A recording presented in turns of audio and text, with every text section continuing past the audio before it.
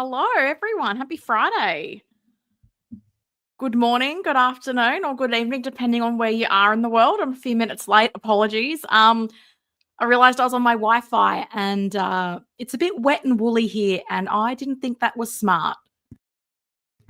So I just quickly wanted to connect. So hopefully we don't have any issues. But if something happens and the stream gets interrupted, I will come back because I've got a lot of slides to talk through today. Because guys, we went from famine to feast, and it wasn't just Hot Toys. Like InArt announced their foreign figure, some third-party teasers and news, which is always very exciting. I'm always quite interested to see what third-party companies are going to hop on as far as trends or different figures that they're doing. So I was debating, what do I include, what don't I include, and I just went, I'm just going to include it all and see how I go. Who knows how long this stream will be? It might be a long one. It might not be. Because I'm not going to lie, some of these figures, like, do I have a lot to say about a Predator? No. Do I have a lot to say about Star Wars? Of course not. Are you new? If you're new, no, I don't. But thank you for coming to hang out and spend your Friday with me. We've got a lot to talk about. And as always, your interaction is always appreciated, either live or if you're watching on replay, definitely. Like, I'm so keen.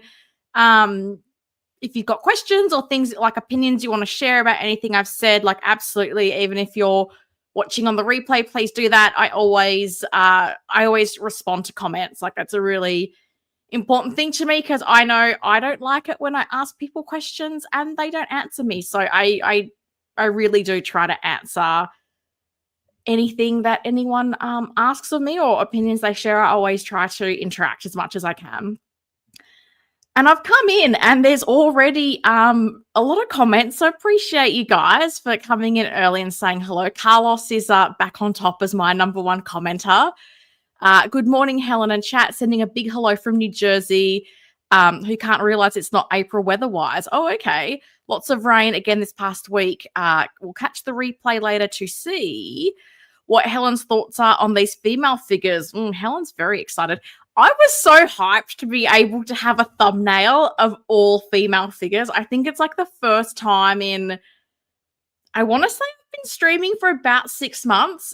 And this was the first time I felt like I could have like an all-female thumbnail, and I went with it. I was like, I don't care that InArt's not a thing. I'm going for an all-female thumbnail lineup, and I make no apologies for it. Oh, and Carlos says, let's not forget Topo came out with their cane suit and body. Looks really good for us John Wick collectors. Have a great day, everyone, and enjoy the stream. Let's not forget to hit the like button and subscribe to show our appreciation for Helen's wonderful streams. I mean, appreciate you, Carlos. Carlos is my hype man. And I mean, if you feel so inclined, likes are free. Subscribing's free if you're enjoying the streams. I know I definitely would appreciate it. And yeah, the Topo cane suit, I paid my invoice for that with 1/6 kit, so that is on the way to me. Very keen to see how that came out. I got very lucky that Toy Anxiety actually parted out a cane figure today, and I got very lucky to pick up the head sculpt and the glasses and some of the accessories, because every time I've been on their site, I've seen the sculpt, but not always the glasses. So someone is really keen on those glasses. But also, as you guys know, if you've seen my Topo Bruce Wayne suit review, I was very annoyed that they did not make that body compatible with the DX19 head sculpt. And I asked them the question, I said, this cane suit, are you making the head sculpt compatible to the Hot Toys sculpt? They said yes. And I'm not going to lie, part of me thinks they're going to just chuck a little bit of plastic tubing. If you've seen my video, you know what I mean. So there's a part of me that just thinks there's going to be a loose bit of plastic tubing in that box, which you can get to look okay, but it's just not a secure connection, which I don't love. So I am very keen to check that suit out. Probably be a couple weeks till I get my cane head sculpt, but I'm very keen to see how the combo of the Topo suit and the Hot Toys sculpt go, because I know with my John Wick suits, like, I love those combinations. My Drifter they've done some good stuff, but seriously, I think they really do need to make sure that their sculpts will work with Hot Toy. Their bodies will work with Hot Toy sculpts, because I think that's what 90% of us are using, right? Maybe even 95. So yeah, is anybody else getting the Kane suit? Because I know there's a lot of people who prefer that look for him, but I understand why they went with the turtleneck, because obviously they're going for the jewel at the end of the movie. But I do like the suit look, so hence I've picked that up. So I'm keen to put that together. Uncutted Reviews is here again. Hello. Wow, the banner today. Why are there only 2 figures but 3 panels? I guess we're only talking about Wanda and Yelena this week. Look, we'll talk about young Asoka and Star Wars Gamora. It's fine. We'll talk about them for a few seconds at least. Tim Tams for everyone. I mean, eat them if you got them. I'll never tell you not to eat Tim Tams. The Bro Collector, my foundation member, hello. Let's give it up for all the ladies. I know. It was, not going to lie, I was so ecstatic when the Wanda photos went up, because I'll now have a chance of getting her before Christmas, and I can get rid of this Age of Ultron version of Wanda in my A-Force and upgrade to the Endgame version, which I have wanted for a long time. I think I've said on this stream, I was hunting the Civil War version forever. And on the rare occasions I found it, they wanted a kidney, and then it would be like, oh, the jacket's flaking, or it's got this problem. And I'm like, I'm not giving you a premium price when your figure is damaged. It's just not happening. The Memalorian. Well, hello. New person, welcome. How you doing? I suddenly hear Beyonce's Single Lady song playing in the background, talk about an earworm. Oh, goodness. I'm sorry. I'm not I don't really listen to a lot of Beyonce music, although every time I see her name, I think about a friend of mine, because her dad calls her Beyonce, so I always want to call her Beyonce. Random side story for you all on a Friday. Ash Chaser's here. What up, plastic crackheads? G'day, Ash. How you doing? Happy Saturday for you. Mike's here. Hey, everyone. 2 words. Work sucks. Oh, bummer. I have to hop on a Teams call, but hopefully I'll be able to catch the remainder of the stream once it's over. Enjoy today's snack. Oh, I'm sorry to hear that. I don't love meetings or Teams calls or anything like that. So I spend a lot of my life trying to avoid them at work. So I'm sorry, Mike. And when you're able to join, I hope you enjoy what you see. Ramstein fans here again. Howdy, Helen. I'm here today. Well, hello to you, sir. I hope you're doing well. Lovely to see you in the chat. Kyle Goodwin. Hello, Kyle. How are you? We've got Benny, Tim Tam Slam Time. I mean, if I was more prepared, Tim Tams are sometimes food, but they are bloody delicious. Oh, sorry. I try not to be sweary, but it's Tim Tams. AJ, good morning, friends. Hope all is well. How are you, AJ? Hope you're doing well. Demo June. It's another new name for me. Does anyone know what's going on with Unreal Toys? Seemed like he no longer responding to messages for orders, including my own. Collectors beware.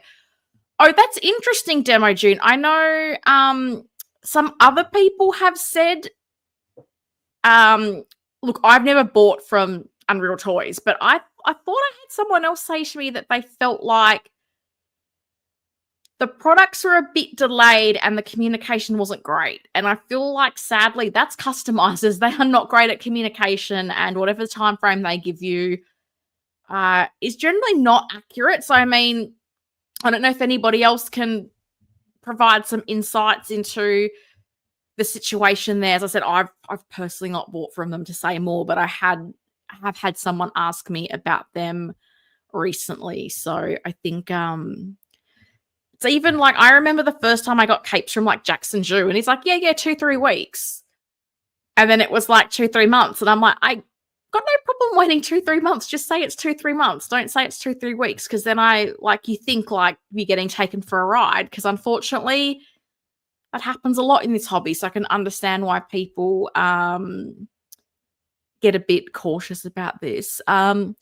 Hate to see all these reviewers raving up his custom Batman heads and no one is mentioning his lack of communication on orders. My order was supposed to ship out last month. Yeah, I don't think you're alone. I've had this exact same story from someone. And that is the thing. I mean, they want to send it to the YouTubers to get those reviews and drum up more sales. And at the end of the day, it's like they're probably, you know, I'm hypothesizing they're probably sending those out for free. So look after your paying customers. Like, I can totally understand your frustration. So I don't know if anybody in the chat has anything to input on that situation, but yeah, it's not great. I can totally understand your frustration. Deadpool Red Suit is here. Good afternoon from the UK, or good afternoon to you. Lovely to see you in the chat. Weekly Wang Watch update. Yes, go figure. Yeah, he did a video on the situation with William, which, as I said last week with the video that Virtual Devil did, disappointing it came to that, but I'm very grateful that there's more people talking about this on YouTube, because, I mean, I feel like I've been banging on about this since March, and I've kind of questioned for the longest time, like, why is no one else speaking up? There are a lot of YouTubers in William's group, and they've got to be seeing what's going on. And I do have an update, a very short update this week, but I think something that might be a bit positive for some people. I mean, you know, the latest post that William made has like more than 600 comments on it. And the guy's just a ghost. He's just a ghost. So seriously, yeah, it's disappointing, but I'm glad people are starting to say something, because it's not just the typical, he's gone for a couple of weeks. Like, he's been largely absent from his business for pretty much this year, I'll be honest with you. And even now his website, which many people believe the person responding was his mum, like, they're not even responding to people now. So it's becoming concerning, and I hate that the website's still up there collecting pre-orders, and that's my biggest thing. Like, if I can stop someone putting a pre-order down when their ability to get that product is questionable, I'll speak up. I've got no issue doing that. Ben Allen, good morning. Good morning to you, Ben. Hope you're doing well. Good morning, all. Good morning to you. Brian Davies, hello. Have you ever considered you're actually time traveling into the past and it's Saturday there and Friday in the UK spooky? It's still Friday for me. It's 10:16 p.m. on Friday. I mean, I just like to think I'm living in the future, to be honest. It's rainy and cold, but it's fine. I'm safe. I'm happy. Oh, love your She-Hulk custom. What other customs are you planning to do? Well, I mean, I can't take credit for that. I was very fortunate that Bob Dylan painted, they were Wenwu hands actually for me, so cannot take any credit for that. Bobby did that for his She-Hulk, and I thought that was an amazing idea, and he very kindly painted a set for me, so absolutely no credit. And I'll be honest with you, I've been trying to think of what my next sort of significant project will be. I will be doing the cane, which is a pretty simple one, though. That's not a pretty meaty thing. I'll just topo suit hot toy sculpt. But I have been wondering, I have been sitting here going, what could my next sort of more interesting kit bash be? And I don't know. I'm just trying to think of something. I don't want to make something for the sake of it. Like, I'm trying to think of my collection and lines that I potentially want to have, because I really enjoyed doing the Yelena. I really enjoyed the Nurse Joker and the modifications I went through there. So yeah, I'm really trying to think of what could the next thing be. I had wondered about doing a suited Valkyrie from the Marvels. Like, she wears that pinstripe suit because I've got an extra Captain Marvel, and I thought, oh, I could put them together. But I think finding a pinstripe suit, let alone one that will work for a female body, like, I know I'm very lucky my mum can help me with tailoring. But I was thinking of that, but I'm not sure. I'm not sure at the moment. I'm also waiting on some feet for one of my John Wick figures, because I I did actually swap out the Topo bodies for the John Wick suits I had, because I found when I was trying to pose them, the bodies, particularly that ankle connection is just horrible. I'll be honest. So I found them quite difficult to pose. So I actually swapped out the bodies for Hot Toys bodies. And toy anxiety is like the Hunger Games. So trying to get a second pair of John Wick shoes that I needed took forever. So finishing off that John Wick, which will be great because then I can pose up my display. I'll get Kane. And then I don't know after that. I'm really I'm trying to think of what it could be, because I do like having something to focus on rather than just buying figures. But I mean, are you working on anything? Like, is anybody here working on an interesting kit bash? It's like Bob Dylan, like he's always working on such interesting kit bashes and figures. But yeah, if someone's working on something, let me know. I love to hear about people's projects.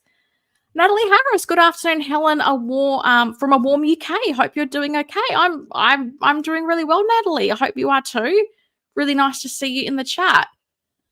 So speaking of pickups, and I want to start this stream on a bit of a positive note this week because, hang on. I think great news. Apparently my meeting was at 8:30 and I missed it. Oh my. On the plus side, I can watch the stream. Well, I mean, yay and boo. Hopefully it's not an issue that you missed your meeting, but I mean, you're here, so welcome. But as I said, guys, I'm starting the stream a little bit differently this week because guess who got her Joker invoice? Finally. DX32 is coming home. I'm so excited. I have been waiting 6.5 months for this stock to reach Australia. I was in Hong Kong when this got released. So I've had the teaser of seeing it in hand and going, oh my God, this looks amazing. And thinking, oh, okay, it's come out in November, like February, March, like we'll get it in Australia. No, 30th of May. Woke up this morning to an invoice from Pop Culture. I paid that thing as soon as I saw it. It is now on its way from the East Coast to the West Coast. If it gets here in time for next week's stream, I will unbox that thing live. You know me, I'll unbox crazy things. I don't care. I'll unbox the vehicle, whatever. So I'm just super excited. I'm finally getting my DX32. That does make me wonder what on earth I'm going to do with my DX1 and DX11, but it is what it is. If you know me, you know how much I've been looking forward to getting this figure. So I'm just super, super excited because it's been delayed multiple times. Like the Australian distributor was saying it would be the 30th of April. Then it got bumped to the 30th of March. And I was like checking their website regularly to see, is it in stock? Has it arrived? And I checked yesterday and there was nothing. So I was going, here we go. This is going to get delayed into June. But no, woke up to an invoice. So I was super stoked. But I also, I feel for Aussie collectors because if you're collecting Star Wars or a big line like that, we just get drops of like 10 to 15 figures. So you will just get all the invoices if you've ordered a bunch of things. But I don't collect the Star Wars, so I'm fine. Ben says, I just did a Dark Side Sabine. I guess that's added LED lights to a chopper. I know Star Wars isn't your thing, but that's what I just completed. Oh, that's cool. That sounds cool. I mean, it's your thing and you've done some cool stuff, so that's awesome. Uncarded reviews. Anyone interested in the InArt Thorin Oakenshield? Well, we'll get there. We'll get to that. Don't worry. Ramsign Fan says, congrats, Helen. Sorry it took you so long to receive it, but you'll love them. I know I will. It's just annoying that I had all these other little invoices come in and I was like, it's fine. Joker's clearly not coming in. And then it was like, hello, Joker's here. So yeah, but I'm super excited. He's coming home, everyone. Wondering if they would do a new Fantastic Four at Hot Toys for the new film. Maybe a ballerina figure would be a great new build. Yeah, funny you mentioned Ballerina, Brian. I think it might have been last week. I did say I wonder if they'll make anything from Ballerina. I would love that. But if they don't, I'm sure Bob Dylan will cook something up and I will just try to ride on his coattails. But I'm pretty sure, did Hot Toys not say at the start of the year when they announced the licenses they had? I'm pretty sure they said Fantastic Four, because I remember it was Fantastic Four and it was the Thunderbolts, and I think it was James Bond. Like, they announced a few new IPs that they had, and I'm pretty sure Fantastic Four was on there. And I mean, let's be honest, Pedro Pascal has to be one of the, like, hottest actors in Hollywood at the moment. Like, everything he's touching is just turning to gold. So I can't see them not wanting to make a figure based on Pedro, personally. I definitely got that Thorin InArt. It looks so good, and I'm excited that they're jumping into the Hobbit line. It looks good. I've got some photos. We'll talk about it. But yeah, I have to say, like, it's not for me. I have seen the Hobbit movie, guys. I've seen all 3 of them. And it's actually triggering. I won't go into that. It's a very triggering topic for me. But I have seen those movies. I took my mum because she loves J.R. Tolkien, and I try to be a good daughter. So it is what it is. Congrats on the Joker, Helen. I'm glad you're bringing this up, because I got an invoice from Pop Culture and I was surprised I had to take action to pay the balance. It's not automatic. No, it's not, Mike. So typically when you pre-order from Pop Culture, you pay the $100 deposit. That's sort of your minimum. And then they just send you an invoice to pay the balance. And I think you typically get, is it maybe 30 days to pay it? But no, it's not automatically deducted. Like, they send you an invoice to pay the balance. So it's a bit different to Sideshow, who just sort of charge you at increments, or like when the thing's ready to ship, they just bill your credit card. You actually have to go through that process of paying it. And as I said before, for collectors who are in that situation where they're maybe getting 5 or 6 invoices at once, I think they quite like it because they can space them out a little bit. And that's also where I think PayPal paying for is your friend. But yeah, no, not automatic. You have to go in and pay the balance if you haven't paid it in full, which I don't know that I've ever paid anything in full, because I feel like I'm always waiting 2 years for stuff. I'm currently building a Bane using a Thyssen Arnold body, but finding it difficult to find a Bane coat. Oh, really? Toy Anxiety had some Bane coats. I actually because I picked up a second one of, like, the longer suede coats for my version 1 Bane. So I don't know where you're based, Brian, but Toy Anxiety is in the US. I know their postage can be a bit expensive if you're overseas. I know for me, I discovered today that to get one Hot Toys figure stand posted to me, it was going to be like 43 American dollars, which is like $70 Australian for like a $5 US figure stand. Postage is insane. But yeah, I've seen the coats on Toy Anxiety, and they are pretty regularly breaking down that Bane figure. So if they don't have any at the moment, I would keep an eye on their website, because I'm pretty sure I've seen both of the coats available. So might be an option. Or I think Monkey Depot and Black Op Toys as well sell parts, but again, they're all American based. So I don't know if that works for you or not. Collection Obsession is here. Hi, Helen. Greetings from Southern California. Well, hello to you. Hope you're doing well. And Carter Review says, speaking of Kit Bash, why doesn't anybody make a female body blank without a neck? I know. I have head sculpts with necks attached, but no compatible bodies exist to the best of my knowledge. No, this frustrates me as well. And that's where I don't know if you're familiar with the Facebook group Kit Bash Kitchen. There's people in there that can give you advice on, like, removing necks and doing things like that. But I know that frustration.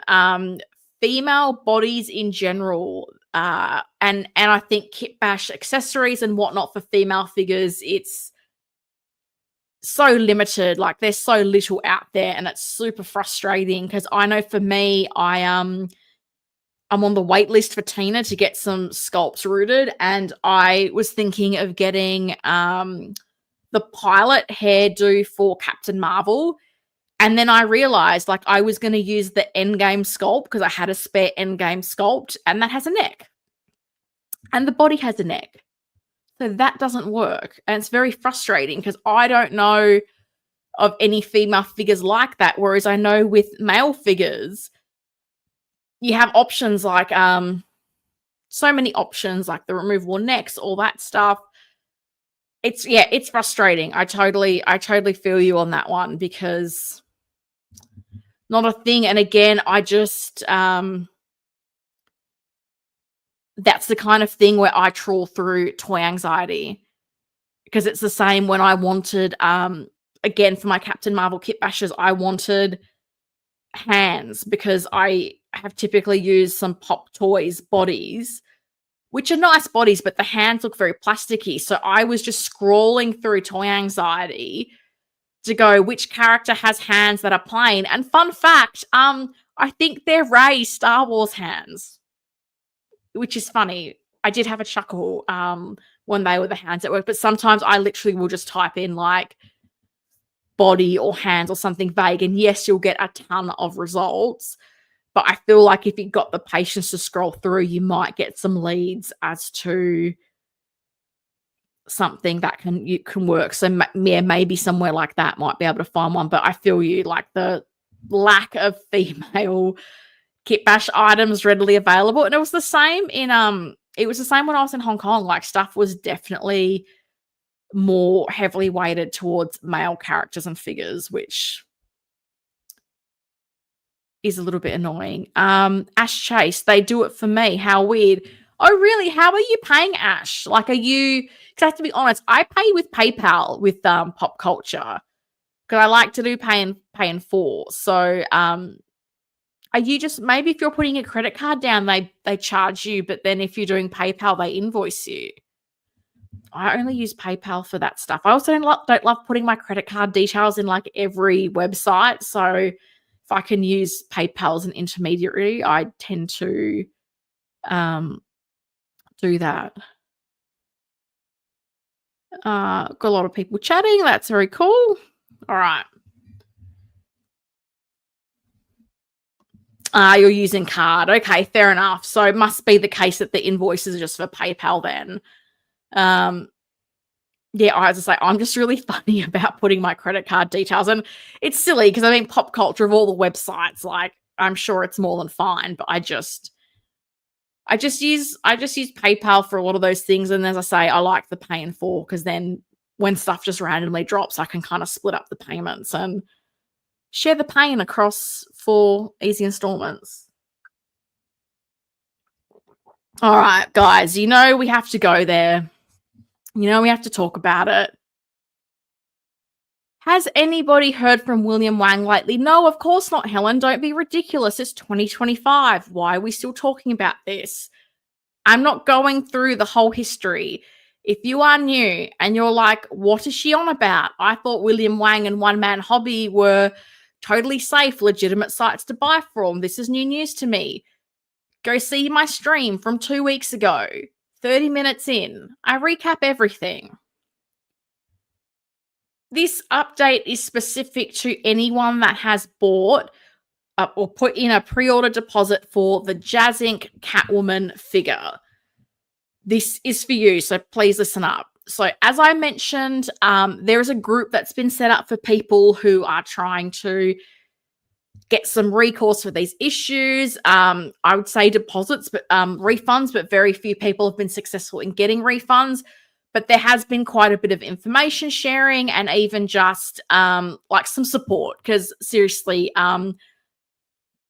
just within the members of the group talking about how much money they have sitting in William's pocket, it's like, I remember last week I gave a figure, it's gone up. It's seriously sitting at something like 140,000 Australian dollars, which is probably 100 and something US.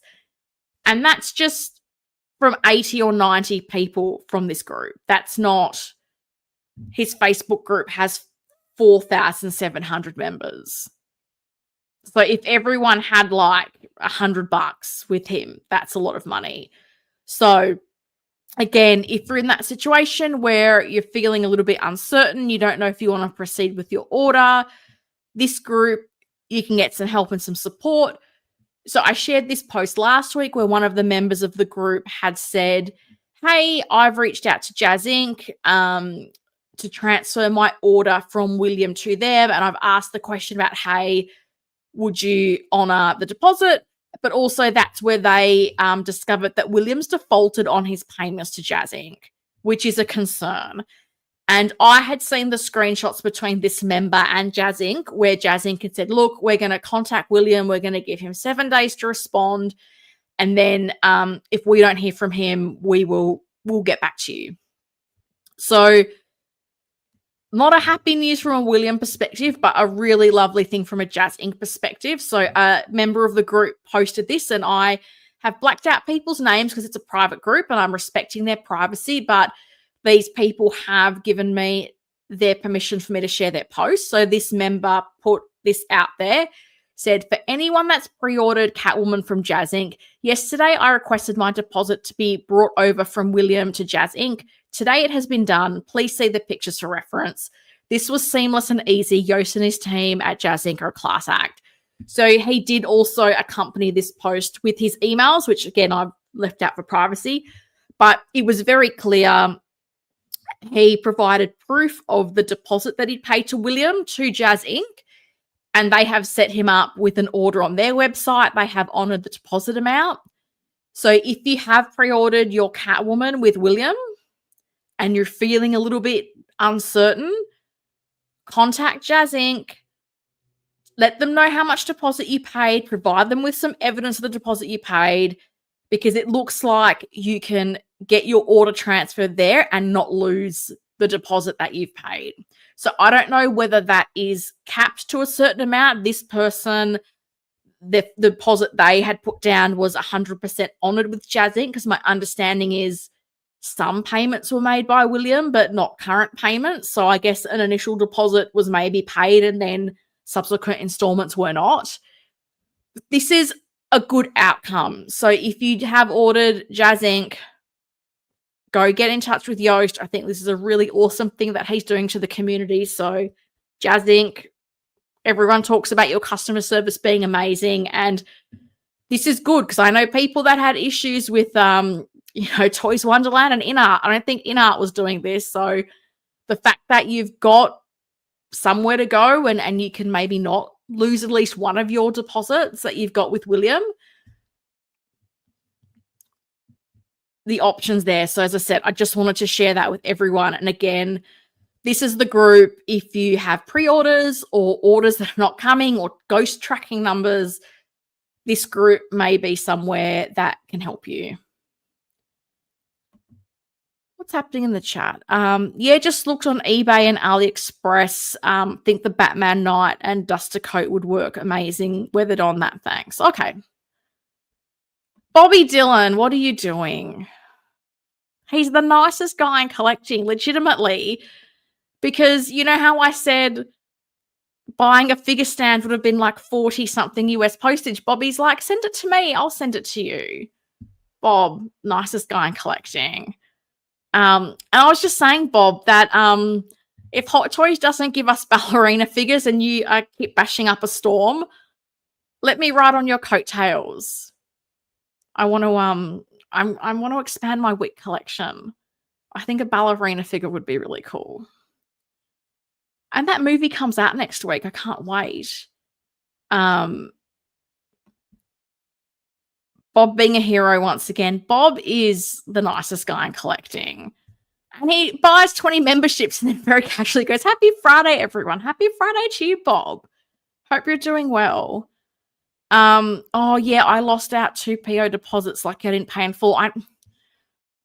Ben, some of the monetary amounts people have paid, it really breaks my heart. Like, we've got people that have given, I think the largest amount I saw was like 14,500 Australian dollars, because some people were buying like premium format statues and they'd built up this friendship and rapport. So they were just sending like regular installments, regular payments, and there's no receipts. There's no real proof of purchase. There's no anything. So my heart literally breaks. for people in that situation. Like, I know for me, I only put like minimum deposits down for some so figures. If I lose that money, it's not a huge amount, but I know I'm very fortunate. I know there's some people that the amount of money that they have in this guy's pocket is a lot. We're talking, mortgage payment times whatever amounts, and it's really, really disappointing that this has happened. And I know there's still a really small group of people that want to just blindly defend the guy, but I've said all along, like, in today's day and age, there's really no excuse not to communicate. It takes like minutes to pop something on your Facebook group, and the fact he's not even been willing to do that. And I have seen messages from people encouraging William to be like, hey, post in your group, hey, say stuff. And he's just been very, it'll be fine. People who know me, it's not a problem. And I'm like, no, it is a problem, because if this amount owing to members of this group is anything to go by, it's hundreds of thousands of dollars. And the guy's now overseas, so it's not great. It's not great. I'm really sorry in that situation. We got people thanking Bobby for memberships, of course, because he's the nicest guy. Ballerina is happening 100%. I know you're going to cook something up, and it's probably going to cost me an organ, but still, I'm keen. I'm keen to see what you do. I'm hoping Howie Claus does something. That would be amazing, but who knows with Howie. Big Rib, hello, Helen. Hope you've had a good week and ready for your restful weekend. I'm ready for a restful long weekend, because Monday is a public holiday. It is Western Australia Day. Yes, really, it's a thing. So WA Day on Monday. So yeah, I'm looking forward to having an extra day, because I'm old and tired. Often's here. Hello, all. Happy Friday. Happy Friday to you, Often. Lovely to see you in the chat. Bob Dylan is the nicest guy. I asked about a coat that had flaked on my Bane 1.0, and he sent me one. I believe that, Natalie. I 100% believe that, because that's just what Bob does. Like, Bob's the nicest person. Like, he picks up random Australian women from the airport and drives them to their hotel and shows them around town and doesn't let them pay for a thing, and sends like rooted head sculpts. And like, so I believe anything that involves Bob and a nice deed, because he is like the nicest guy in collecting. So that's Bobby. That's Bobby. I hope amazing karma coming to him, because okay, that sounds super sus, Helen. No, what was sus was the airport. Like, I got to the airport, and like where the baggage was, like, it felt like there was no real ceiling. It was all like industrial, like ventilation and stuff. And I was like, why does your airport feel like some creepy dude's basement? And Bob was like, what do you mean? And I showed him a photo. He's like, oh yeah, I don't know why it's like that. But no, Bob's just literally like, Bob, because when I was leaving, I was on like a 7 a.m. flight, and I had to like be at the airport like 5 a.m. And Bob wanted to take me to the airport, and I had to get all like stern and be like, Bob, you are not getting up at 4 a.m. to come to the hotel to give me a ride to the airport. That is ridiculous. Oh, I'm sorry. Bob is lovely. I will not show any comments that insinuate that Bob is just not the nicest person.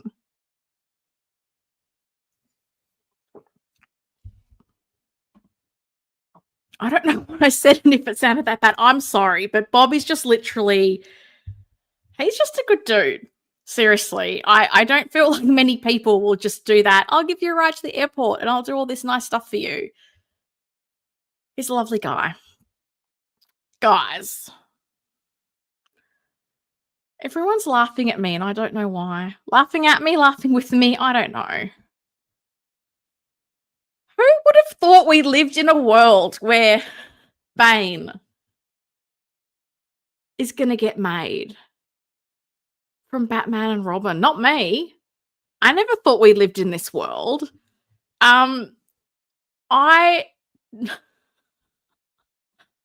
laughing at this Bane. No, you weren't. The laughing was before I even put this on the screen. But you don't want to hurt my feelings because you're a nice guy.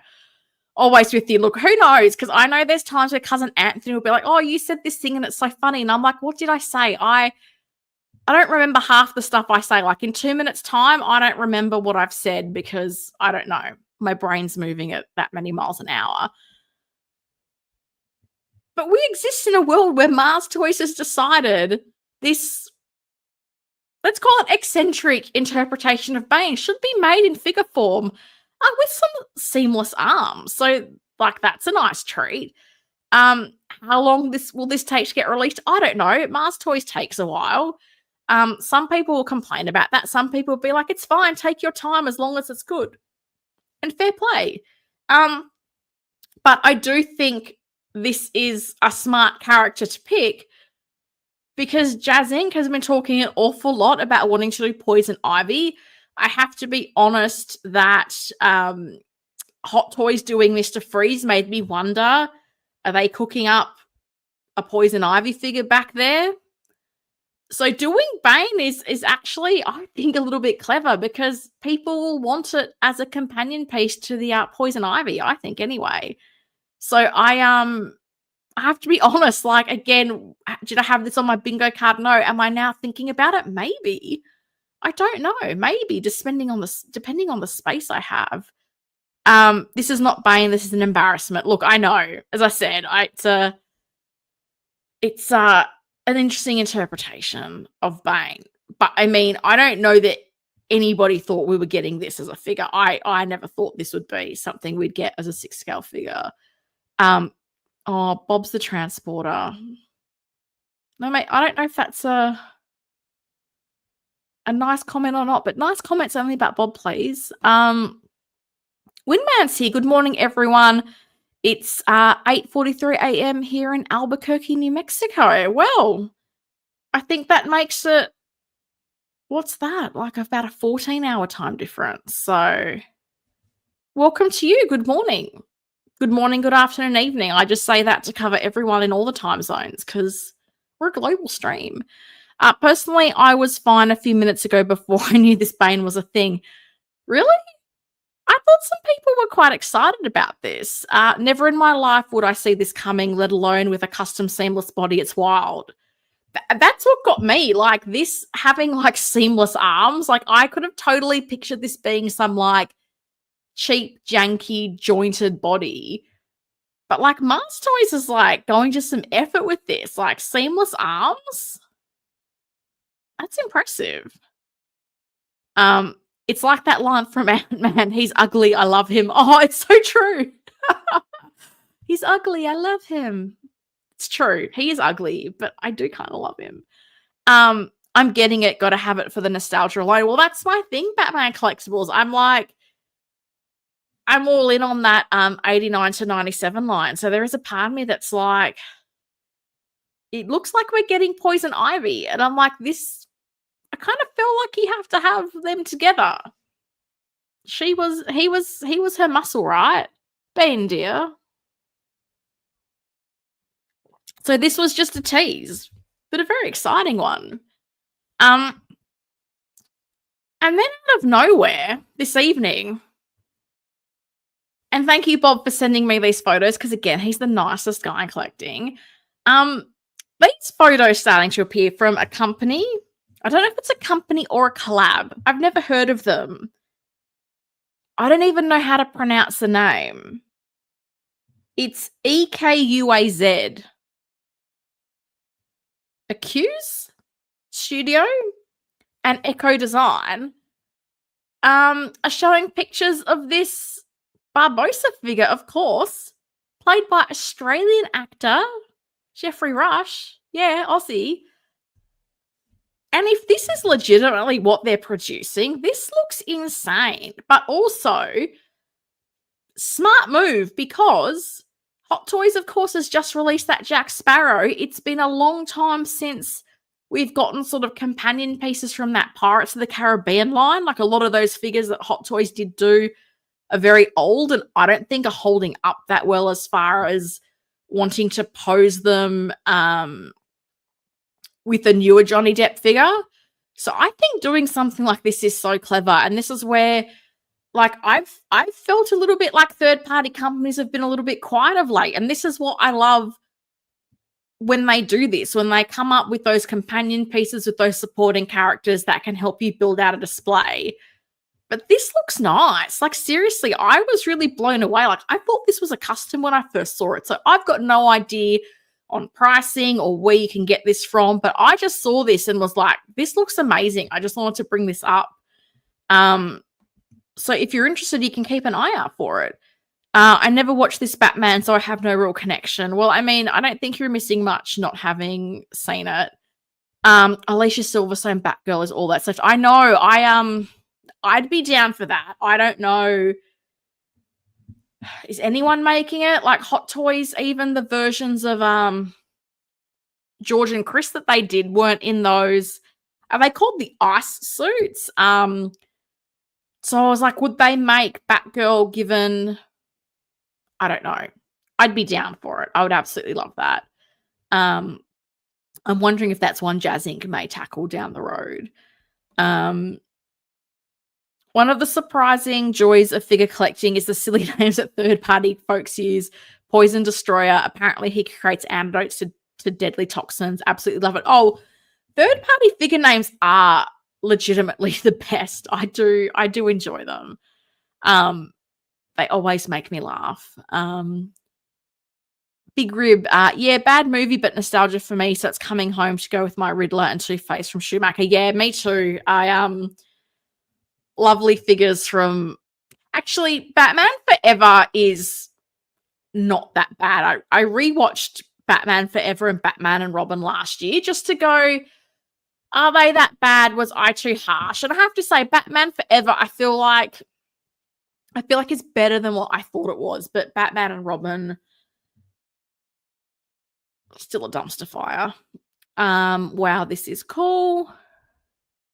Wow, that's not a bad Barbosa at all. I see Jeffrey Rush more with the hat, though. Yeah, I do like it with the hat on. Is that Alec Baldwin? No, it's Jeffrey Rush, Australian actor, of course. Rooted beard on a third party is wild. Is there any chance it would come out like this? $337 for the Rooted Deluxe. Oh, it's just got listed. Okay. Well, I mean, that's the gamble. And that's why when, was it? Bob, I hope you're still lingering. The name of the company that did the Johnny Depp figure, the Edward Scissorhands. Was it By Art or something like that? And they like, oh, here's our rooted version. And I'm always like, how's it going to be from a third party? I don't know. Very ambitious. And I mean, I don't know if this is a company we know that's just under a different name for legal purposes or what. Like, that's sometimes half the battle, is knowing when these companies rock up and you've never heard of them. It's like, is this someone else going by another name? I don't know. I think the third party Yondu was epic, something like Child Predator or Almost That Wild. Or the Rhino from The Amazing Spider-Man 2, Savage Rama. Oh goodness. Yeah, they have some names. They have some names. Looks nothing like Crocodile Dundee. Everybody's coming out with their Aussie jokes, are they? Lol, lol, lol. But seriously, this looks really nice. And I saw a lot of people going a little bit crazy for the Barbosa. And I think, like, as Bob said, like, rooted beer for a third party, beard, not beer, is ambitious. How will it turn out? I don't particularly know. There's a lot to this. Like, this outfit has a lot of layers. You know, question is, what are these things made out of? I don't know, but the photos look nice. I'm not going to sit here and say they don't. Like, the photos look nice. Like, this looks like it could be a really cool companion piece to a Jack Sparrow figure. So if you're collecting that Pirates of the Caribbean line, this might be one to consider. As I said, I have never heard of these two companies. So I don't know if you search for them, if you're going to find reviews for other figures they've done. Is this the first thing they've done? I don't know. It's a bit of the unknown. But this is everything you're getting, which is quite a bit, because as I said, that outfit has a lot of layers. You're getting the monkey, you're getting guns, you're getting a sword, a bunch of different hands, a coin, an apple. Like, it's also coming with a nice amount of accessories. And I do think it's kind of cool that the monkey can sort of sit on his shoulder. So that's very nice. This goes to show that Hot Toys should have given us an alternate hat for Cad Bane. Look at the size of that hat. I don't know what a Cad Bane is. I know it's Star Wars, but he has a hat.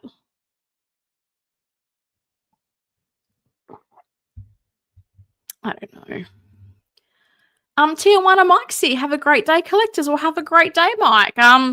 I don't know if you're just passing by or saying hello, but welcome. You get Jack. Is that a question or a statement, Ash? I don't know.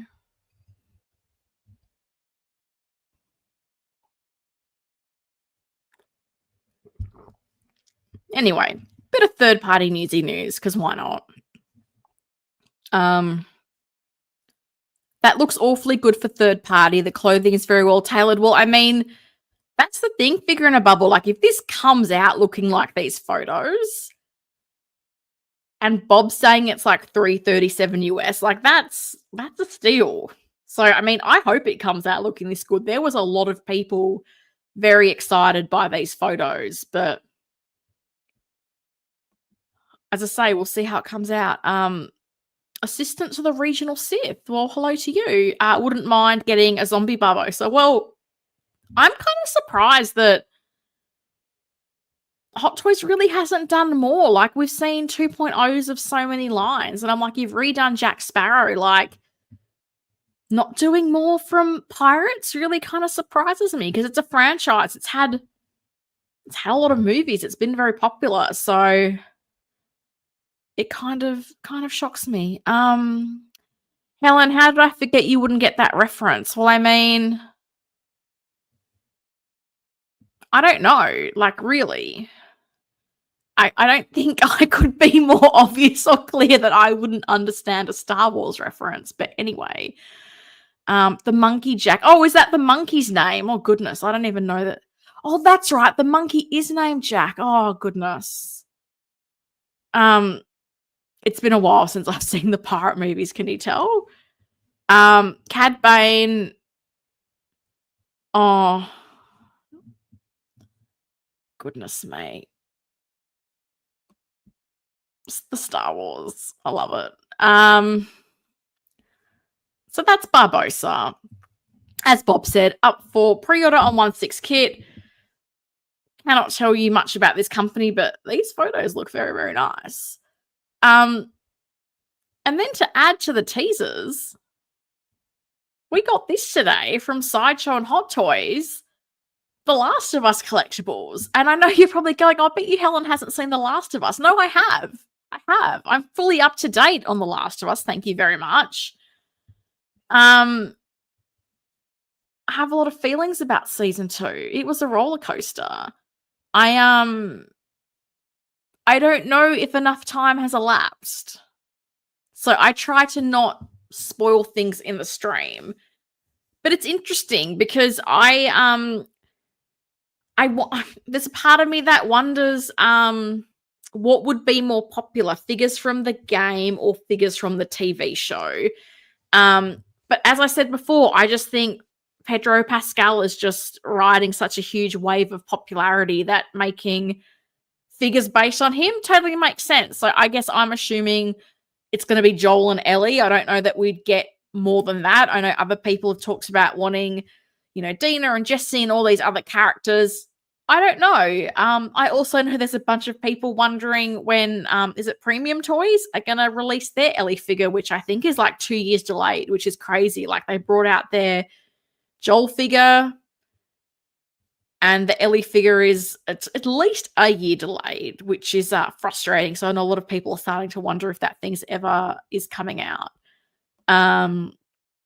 Shame it isn't the game version. Well, yeah, I think a lot of people feel that way, but I feel like there's been a few statues and whatnot based on the game, so it's interesting. But I mean, I think like the video game figures that Hot Toys have done, like they're really nice. So I guess the game has been out for a while. So I guess if they were going to do that, would they have potentially done that years ago? But I could see a world where a lot of people would be like, actually, I would prefer video game Joel and Ellie. I'm probably one of the few that hasn't seen the show or played the game. Oh, interesting. I have not played the game, but I have learnt of storylines of the game. Because one of the podcasts I listen to does episode recaps, and they're quite good at sort of comparing the game to the show, and I guess some of the decisions that they have changed or not changed in the story, which I do find interesting. I do find interesting to know what is true to the game and what isn't. So I always think that's cool. I'm so excited for Last of Us figures, even though season 2 was not the best. Season 2 was a roller coaster. It really was. It really was for me. Haven't seen season 2. Oh, okay. A clicker and a bloater would be cool. I mean, it would be cool. It would be cool to have a clicker and a bloater to go with Joel and Ellie. I'm interested to see how much they actually do. Because I feel like it could just be Joel and Ellie. Hot Toys got to do clickers though, right? I've only heard that term. I have no idea what that means. Kind of like Helen with Star Wars. Yeah, I mean, Helen knows nothing about Star Wars. Oh, you've played both games. Oh, okay. So things are not a spoiler. My goodness. Episode 2. Did not see that coming. And then episode 6 was like, I think probably my favorite episode. And it's funny because the way it ended in the finale, because I was feeling a bit like, am I going to stick with this? Because I feel like I knew it was like there was 3 seasons, even though it's 2 games. But the way it ended did make me a bit intrigued. But I feel like we're waiting 2 years for the next series, which is always the tricky thing with these HBO things. It's the same with House of the Dragon, Game of Thrones. Like you're always waiting so long for the next season, which is frustrating.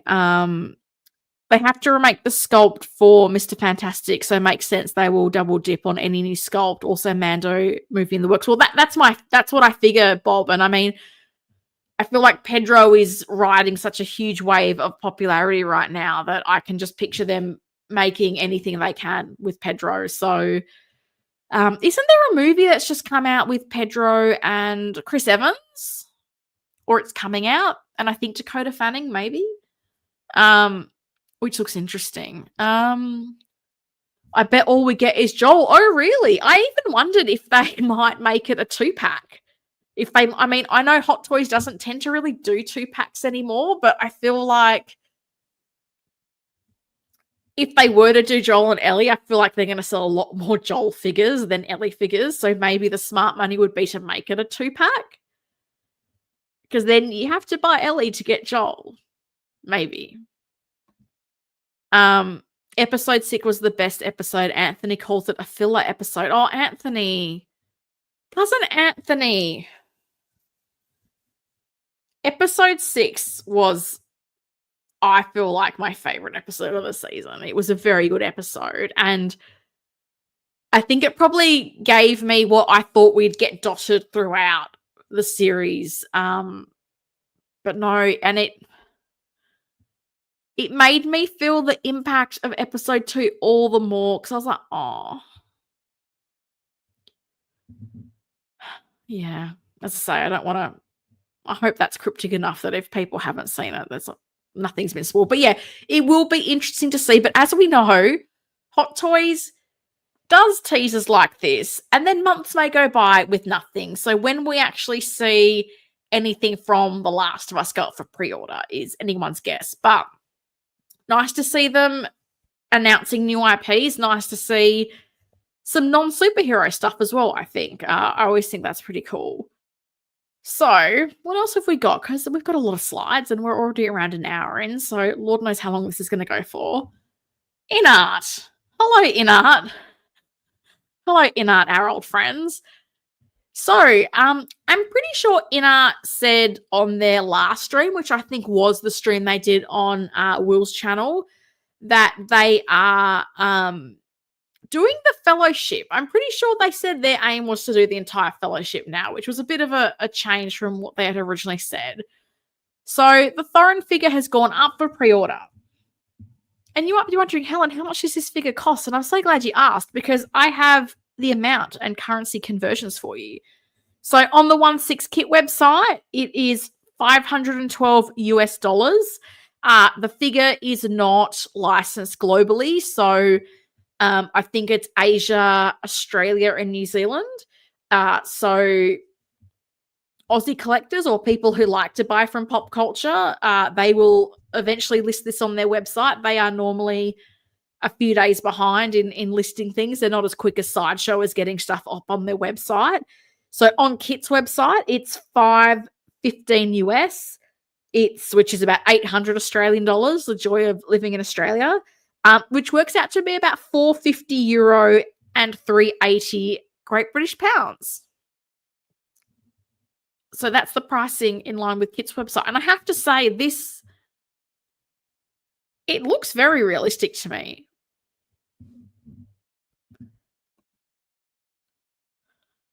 Where's my Gambit Hot Toys? Yeah, I don't know where your Gambit is. It is perplexing to me, I'm not going to lie. By the way, Thorin has magnetic eyes. Oh, it does. Yeah, no, it does. Based on a Chinese stream that wasn't mentioned in the product description. I feel like I saw a little video clip, and I'm trying to remember where I saw it, of someone doing the magnetic eyes with this figure, which surprised me, because wasn't that what they originally were going to do? Was it with Gandalf that they wanted to do the magnetic eyes, and then they scrapped it because they're like, no, we don't think we can do this. So I did see that. They had the little tool, and they were manipulating the eyes. So, I mean, interesting that it's not mentioned in the product description, because where did I see that video? I don't know if it was Facebook or on Instagram, but it's very true. What is that in Aussie? All the dollars, because lol. Looks good. It 100% looks good. Guess they found a way to make it feasible after Kojin did it well. Well, that's what was interesting, because they abandoned it and then J&D did it. Pass, no thanks, I'm good. I mean, it's a lot of money, and let's be honest, these figures are not a full-size figure, but I appreciate there's a lot that's going into this, like the outfit, the hair, like there's a lot going on, so I can understand the price tag, because the outfit in itself, to me, looks like it would have a lot of layers and a lot of work, long rooted hair. That stuff costs money. Magnetic eyes, what? Yeah. Seriously. Come late to the stream. I'm assuming that's hello, Helen. Hello to you. How you doing? Oh, you sent it to me. Okay, let's see if I can find it. Let's see if I can find it.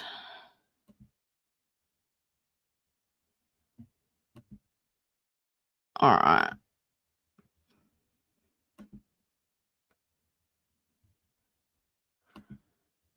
It's always a treat when I have to do something different on StreamYard.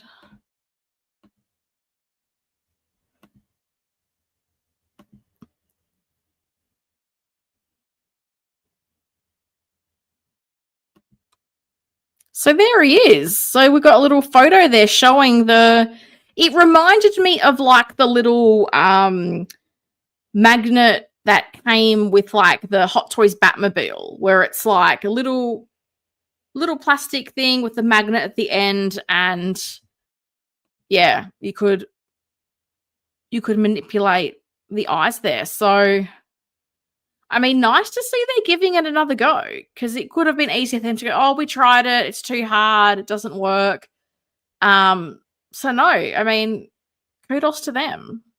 So yeah, it'll be interesting. But I have to be honest, I haven't looked at all the full details of the product, because it's not one for me. So I'm surprised they haven't sort of talked that up. It makes me wonder if they still... Is it a prototype thing that later on down the line they're going to go, great news, we've now added magnetic eyes as a bonus feature, because things and stuff. I don't know. Purely hypothesizing here. This foreign looks fantastic, but no real wool for the log shield thing on his left arm is a miss. Oh, well, guess I can't PO this. Well, I mean, just go carve your own. That's fine. That's what Bob would do. Bob would go carve his own. Mike Failer, I was wondering wondering if that was a tree on his arm. It works great on the Kojin Joker. It might be the only great thing about that figure. Oh, Bob. Bob, are you going to be buying their John Wick figures? I did wonder if Kojin was going to lure you into another sale with those Wick figures. I started to think how much it's going to cost. Hi, Helen. Hello, Dr. No. How are you? This looks amazing. Magnetic eyes are great. Shame no magnetic feet and base. Oh, is the base not magnetic? Because it doesn't look like it has a stand for it. Because I thought InArt was all about the magnetic bases. So this is everything that Thorin comes with. So to say, there's quite a bit to that outfit with the coat. I don't know what that thing's made of, like the fur. Shame on me, should have looked that up. We've got quite an interesting looking display base. We've got the, I'm guessing it's a wood shield now. Got a bunch of weapons, some hands. It's not the most expansive set of accessories we've seen for an InArt figure, but then honestly, it's been such a long time since I've seen The Hobbit. Does it need to come with more than this? No, but I think a lot of what you're paying for is the outfit, the tailoring, and the rooted hair, which is fair enough, because as I say, I think the figure in itself probably has a lot of work in it. Of course, I'll buy their John Wick. It's a mental illness at this point. Oh, goodness. I'm so keen to know if there's any 6-scale John Wick you haven't bought. I feel like the only one I know you haven't bought is the, is it Gangster Kingdom, the animated one that I bought for the chest with the weapons? I feel like that's the only one you haven't bought, but I could be wrong. Looks to be the same height as the Hot Toys Predator 2.0. No, they had a photo of it next to Gandalf, which I maybe should have put in the slide deck. I don't know. Pop Toys already did with their figure magnetic eyes, where the tool is a candle, the figure is Ruthless Blade. Oh, okay. I wasn't familiar with that. That would be cool if they did one of the trees. They can't have magnetic bases with magnetic eyes. Oh, the prototype began to spin and became a perpetual motion machine. Oh, are you serious, or are you winding me up here? Goodness, I have no idea. But it also doesn't look like there's any kind of crotch grabber or waist grabber. So if you weren't having the magnetic base, should you not offer... I don't know. It's late and I'm tired. I just don't see InArt going deep in this line. They seem to have forgotten to keep up with the Lord of the Rings line. I mean, I don't know. They jump around. I'm pretty sure the last stream I saw, they said they were going to go and try to complete the Fellowship, which is very different to what they originally said. At the start, they were like, no, we're only going to do key characters, whereas I think they've realized, no, people want to collect a line, not just go, well, here's the two figures from The Hobbit and nothing else. So I assume they're going to continue on with it, but how long that takes is a wonderful question, because still no companion piece for the InArt Joker. Anyone get the John wig yet from Kit? I think Bob has at least one. I know Costa ordered them, but I don't think he has them yet. But I know Bobby has the John Wick 4 one.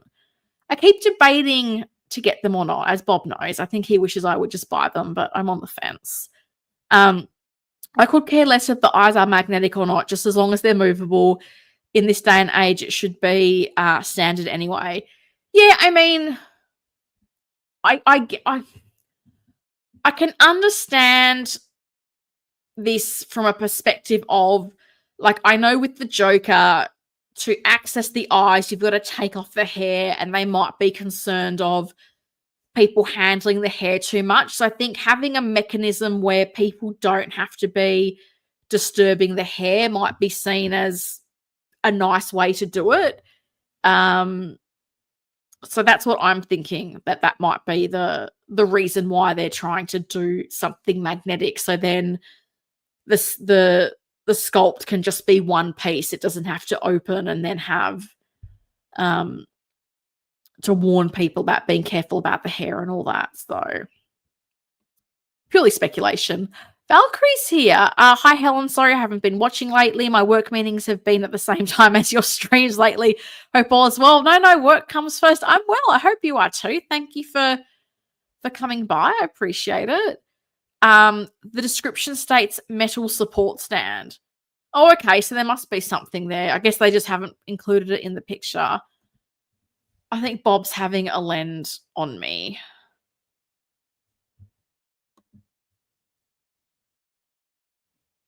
Is that a whale sticker? I don't know what that is. For sure.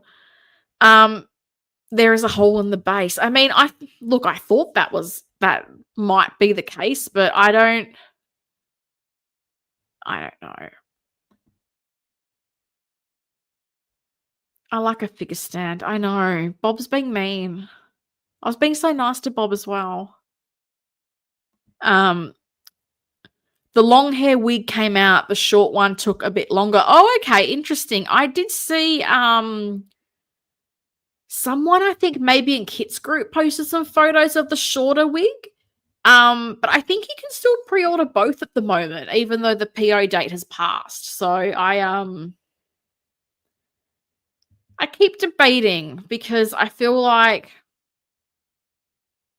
finding a spare John Wick for sculpt. Like, I was on the Toy Anxiety site last Saturday when they dropped John Wick parts. Like, I was there within, like, maximum a minute or two. Sculpt nowhere to be seen. So I don't know. I just feel like it's mission impossible. Like, I was shocked to find Kane's sculpt in the glasses today. So that's my Toy Anxiety miracle.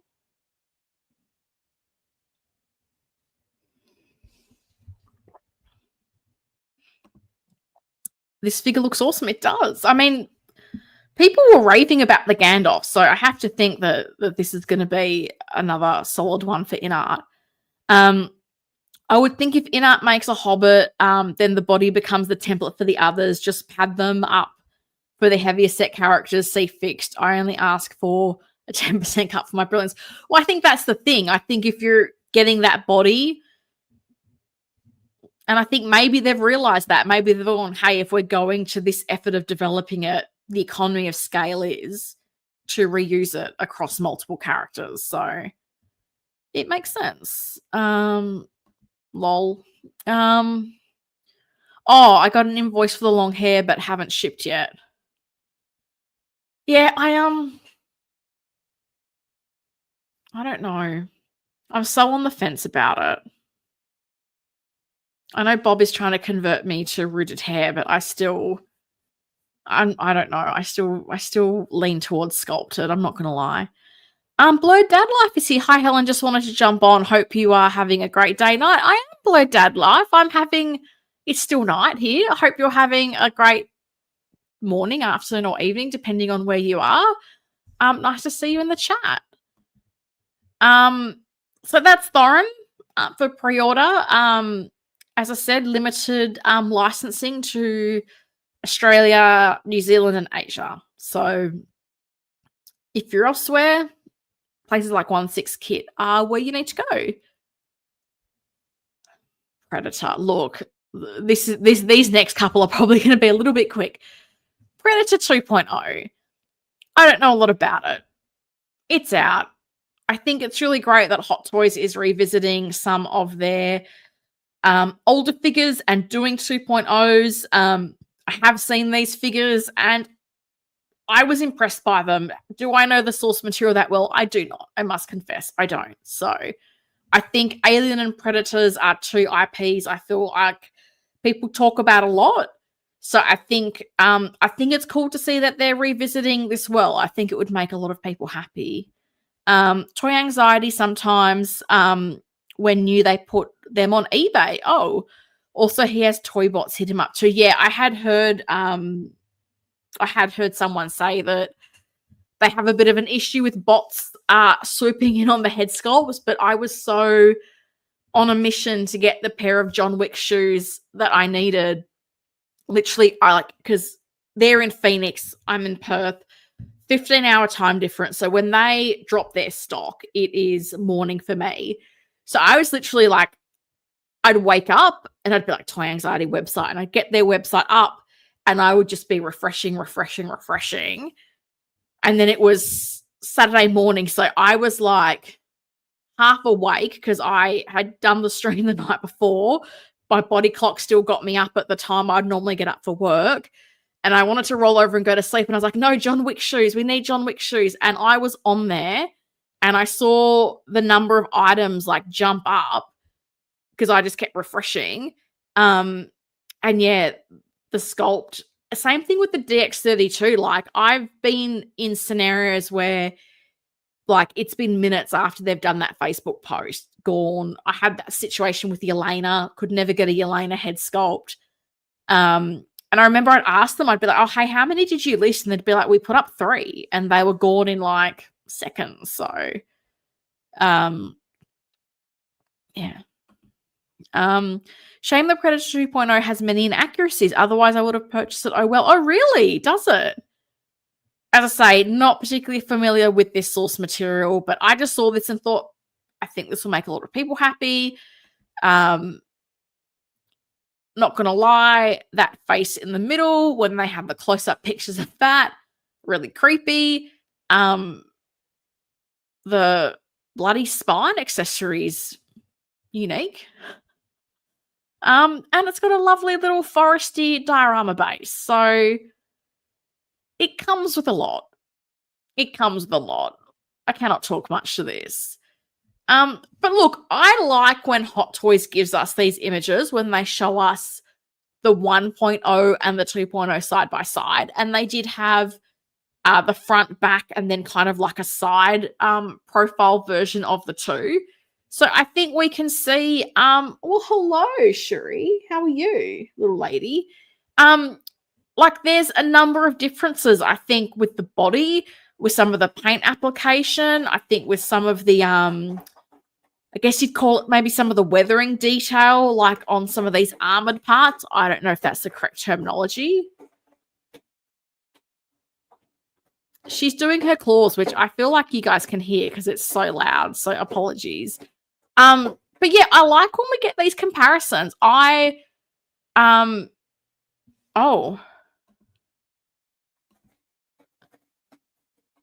that isn't the Predator 1.0, isn't it? I would not know. I'm not one to super analyze figures. I think it looks like a good update. I mean, I'm the same, Mike. I'm very much team, does it look cool? And I know not everyone is like that. I know there's some people who are like studying characters or suit designs and they need things to be pinpoint accurate. I'm not that kind of collector. So, yeah, I didn't realize there was people who were not happy with this. So I guess that's a bit of a bummer. Because when I looked at these side by side, I thought, okay, I can see that there's a lot of things that have changed. To me, it looked like there was a bit more detail in some of the elements of the figure. So I thought it was positive. I think this is the first time the 2.0 isn't bigger.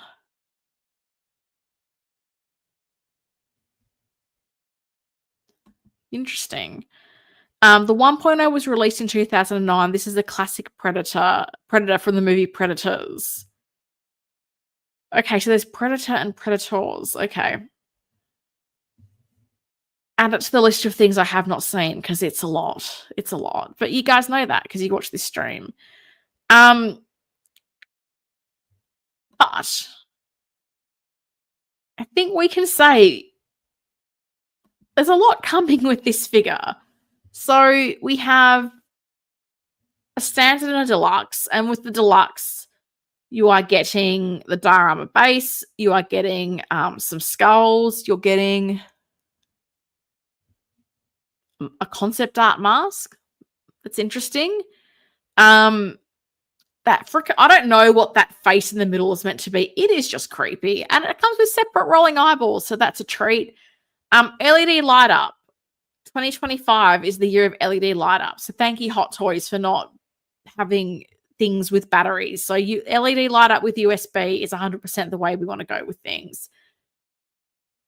Comes with a lot.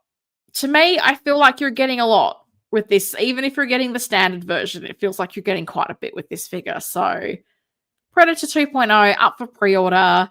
Again, I don't know a lot about this. I'm just conveying the newsy news in the best way that I can. Lol, lol, lol. Guys. I'm going to go back for a second. I love this one, but I'm not super critical because while I love the film, I'm not much of a nitpicker, to be honest. Must buy for me. If they make it more accurate, fine. If not, I'll still buy it.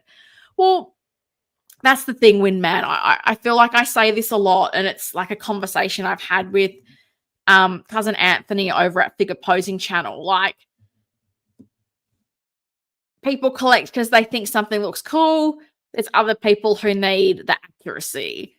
And I think both are okay. Like, you know, I personally, there's figures that I own that people have absolutely trashed, and I look at them and go, I don't understand what the problem is. I like this figure. I know who it is. I think it looks cool. Yeah, I don't really know what much more I can say about that.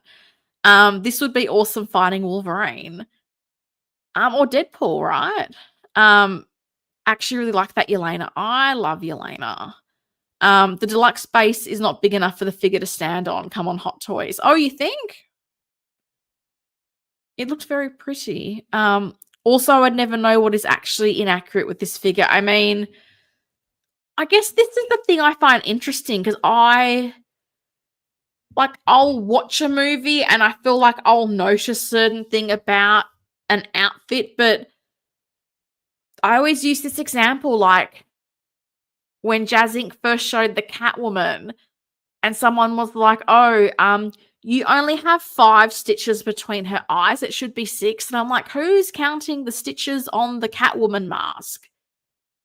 Like, that's just like a level of detail I wouldn't go to. Like, I know there's stitches, but I'm not pausing. And same with like the Dark Knight and where are the cape clips? And I'm like, does the cape look okay? Great, let's go. I'm not sitting there going, oh no, the clips are too, I don't know.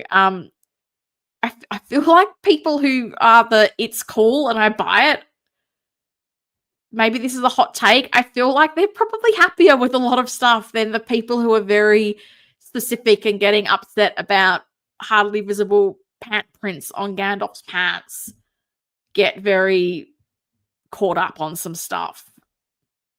And that's important to them. And I'm not saying that's wrong, but I feel like on the whole, I get stuff and I'm generally super happy with it. Like, I feel like there's very few figures I've opened and gone, oh, this is disappointment or I'm not happy with it. Whereas I think people who get very fixated on elements are probably not generally as satisfied. That's what I think. Yeah, let's talk about Yelena. I can't believe how good this Yelena looks. Blows the Black Widow version away by miles. I even like the short hair sculpt and I prefer long hair. I was so happy to see Yelena. We got Wanda and Yelena in the same week. I was just like, this is incredible. This is what I needed after the Star Wars bonanza, not going to lie. I was very happy to see Yelena. I'm still interested to see how many figures they actually make from this movie. Because as good as the movie is, like, it's not performed as well at the box office, which really surprises me. And I'm not sure if maybe it suffered a bit because of the timing and then the Mission Impossible movie come out. Could that have an impact? Like, I know in cinemas here in Australia, it felt like not that long after release, there wasn't as many sessions as you would typically expect from a Marvel movie. But I really loved the Thunderbolts. I'm actually hoping I can go see it again this weekend. And seeing Yelena, who I think is Captain Thunderbolt, get announced, I was so happy. Helen has the same response as I did with that Predator when I talked about it on a stream on Tuesday. Oh, okay. It's not my jam. I've never seen them, so I don't really. And I always wonder, like, do I include them on the stream? Do I not include them on the stream? But I'm like, oh, if that's the thing that someone is really hyped about, I don't want them to be like, oh, you didn't talk about Predator. And then I'm like, but I don't know how to talk about the Predator. So I feel like I include it and then I kind of let the chat say what they need to say. My OCD makes me count stitches, etc. Oh, okay. Were you the one who made the comment about the Catwoman sculpt then? I don't know. I feel like so much is going on in a movie that I just don't know where you'd find the time to do that, but you do you. The figure got removed from display at Secret Base. Staff said there was something wrong with it. Oh, is that about Yelena? Or the Predator? I wonder. Great point about the base. Why design something very cool like that, but the size limits it to basically standing in a very basic museum pose. It needs to be bigger. Sometimes Hot Toys does that. Sometimes there's bases that don't really allow you to do a lot with a figure. We're still talking about Predator. The one thing that makes me not consider this Predator is the size. Dean showed image of this Predator next to the Arnie Terminator. Predator is too short. Oh, the Predator. Okay, so the Predator was removed from display at Secret Base. Interesting. Okay. Watch this space, I guess. Thank you for that update. The Droid Repair Shop. I find it funny when Star Wars related people find this stream. I'm like, oh, bless you, but really? I got sent an email from a company asking if I wanted to do a review of a lightsaber. And they're like, oh, we watched your content. And I'm like, have you? Have you? You've watched my content and you thought I was the person to send a lightsaber to. I was half tempted to get it and then just give it to Shuri to play with and make that the video, but I just don't want that pressure. I don't think we'll get much from Thunderbolts. Well, Ash, I don't know that we're going to get the whole team. I feel like, for me, I felt like Yelena and Alexei, but I also think Costa's right when he made his cameo. Maybe it's going to be Yelena, Alexei, and Bucky. Maybe that will be it. I don't know that we'll get the whole team, but we'll see. Thunderbolts is such a great movie. It's a shame the box office returns doesn't reflect that. I know, right? It's such a good movie. I think it's the best Marvel movie in years, honestly, and it's such a shame. I think I do wonder if, like, some of the recent movies has made people just be like, I'll just see it on Disney Plus in 6 to 8 weeks. It's fine. Yeah, I loved it. Thought it was great. I'm more of a connoisseur than a collector, so my emphasis is usually on character, actor likeness to the source material than the overall presentation. Some releases I don't care about, but others. That's fair enough. We all collect differently. Keith Lee, you missed Kane chat. Good morning, afternoon, evening, everyone. Can't stay. It's a busy Friday morning for me, but wanted to stop by and say hello. I'll catch the replay later this weekend. Okay, so you'll see Kane chat. But thank you for dropping by. I hope you're well. I hope you enjoy the replay when you see it, and I hope you're having a good day. I don't think Marvel movies are hitting like they used to just because of the direction they've taken since Endgame. And it's a shame because this film was great. Don't always need an end of world scenario. Well, that's the thing. I think everybody's wanting Endgame style events, but every movie can't be an Endgame style event because then it loses its impact. Yeah. I understand the criticism from those who have a genuine love for the film, like myself, but as someone who hasn't got a 6-scale Predator, I'm glad we're getting another Jungle Pred. That's cool. I think that's, do you think we'll get the Void? I don't think so. I don't think so. I heard that story about the figure being removed, but it's not clear whether it was an issue with the particular figure that was on display or an issue in general that would be addressed. Oh, I don't know. If Thunderbolts had a third act, it would have done better. Yeah, I get what you're saying. The first two were very strong. Whether or not Hot Toys makes improvement to the Jungle Predator or not, I'm getting it regardless. That's cool. I'm happy anytime there's an announcement that isn't MCU, DC, and Star Wars. Yeah, I think it's good too. Like, I like having that variety with other IPs and things like that. That's why I thought it was great to see the Last of Us announcement, and even when they talked about new IPs at the start of the year, like when they said James Bond, I was like that's cool. Like, not for me, but I know there's a lot of love for that character. There's a lot of history. There's a lot of different versions of James Bond you could do. Like, I thought that was cool, and I think it's nice to kind of expand, I guess, the array of things that are getting made. So I'm with you. I think it's nice when they step outside of those sort of three, I guess, would you call them genres? I don't know, to make other stuff. The Jungle Predator is a classic sci-fi must-have, like Terminator and Alien. A Brit, I'm definitely waiting for James Bond. Yeah, I think a lot of people are. But I think there's that whole, is there not some like transfer of ownership going on to Amazon? And I wonder if that's like delaying the ability for stuff to be announced. I don't know. All I can do is hypothesize. Correction, as a Brit. All good. We get what you meant. But guys, Thunderbolts, Yelena. I'm all kinds of excited.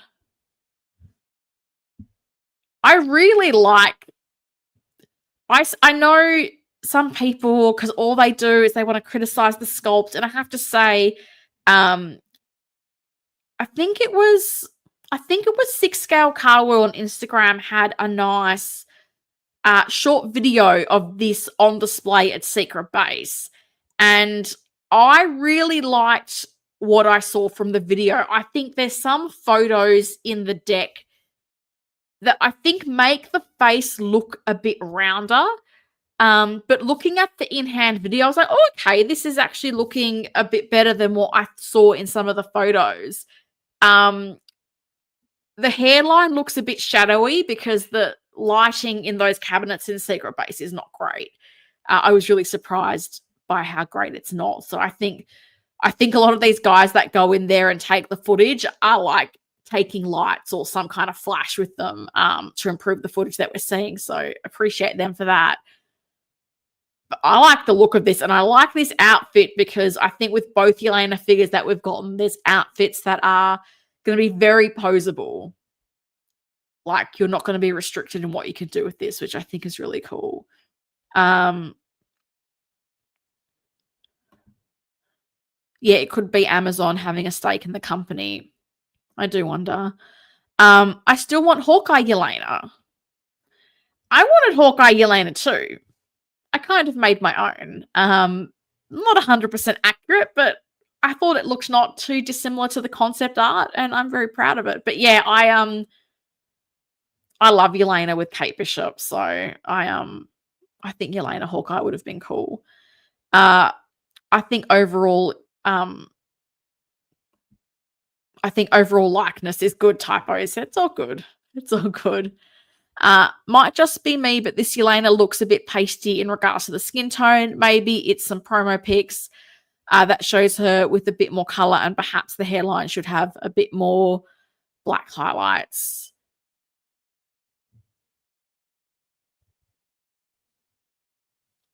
That photo in the middle really looks like Florence to me. Side note, Florence Pugh videos started showing up after watching a couple of vids on this announcement, and they look like videos she posted herself while singing. I think she's got a good voice. I think Florence is an amazing actress, and I feel like Marvel was very lucky to sign her when she was quite young, because the way her career's going, I don't know that they would have gotten her later on.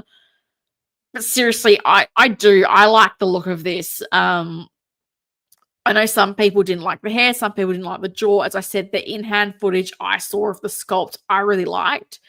I like the way the outfit looks. As I said, the fabric, and I think the cut of it means that you'll be able to get some really great poses out of this. So I'm excited. We've got our first Thunderbolt. How many will we get? I don't know. It's a great mystery to everyone. If we only get one more Thunderbolt, I hope it's Alexi. I really would love to have Alexi to go with Yelena. I think that would be so cool. But if they went Bucky, I'd understand, because it's Sebastian Stan. So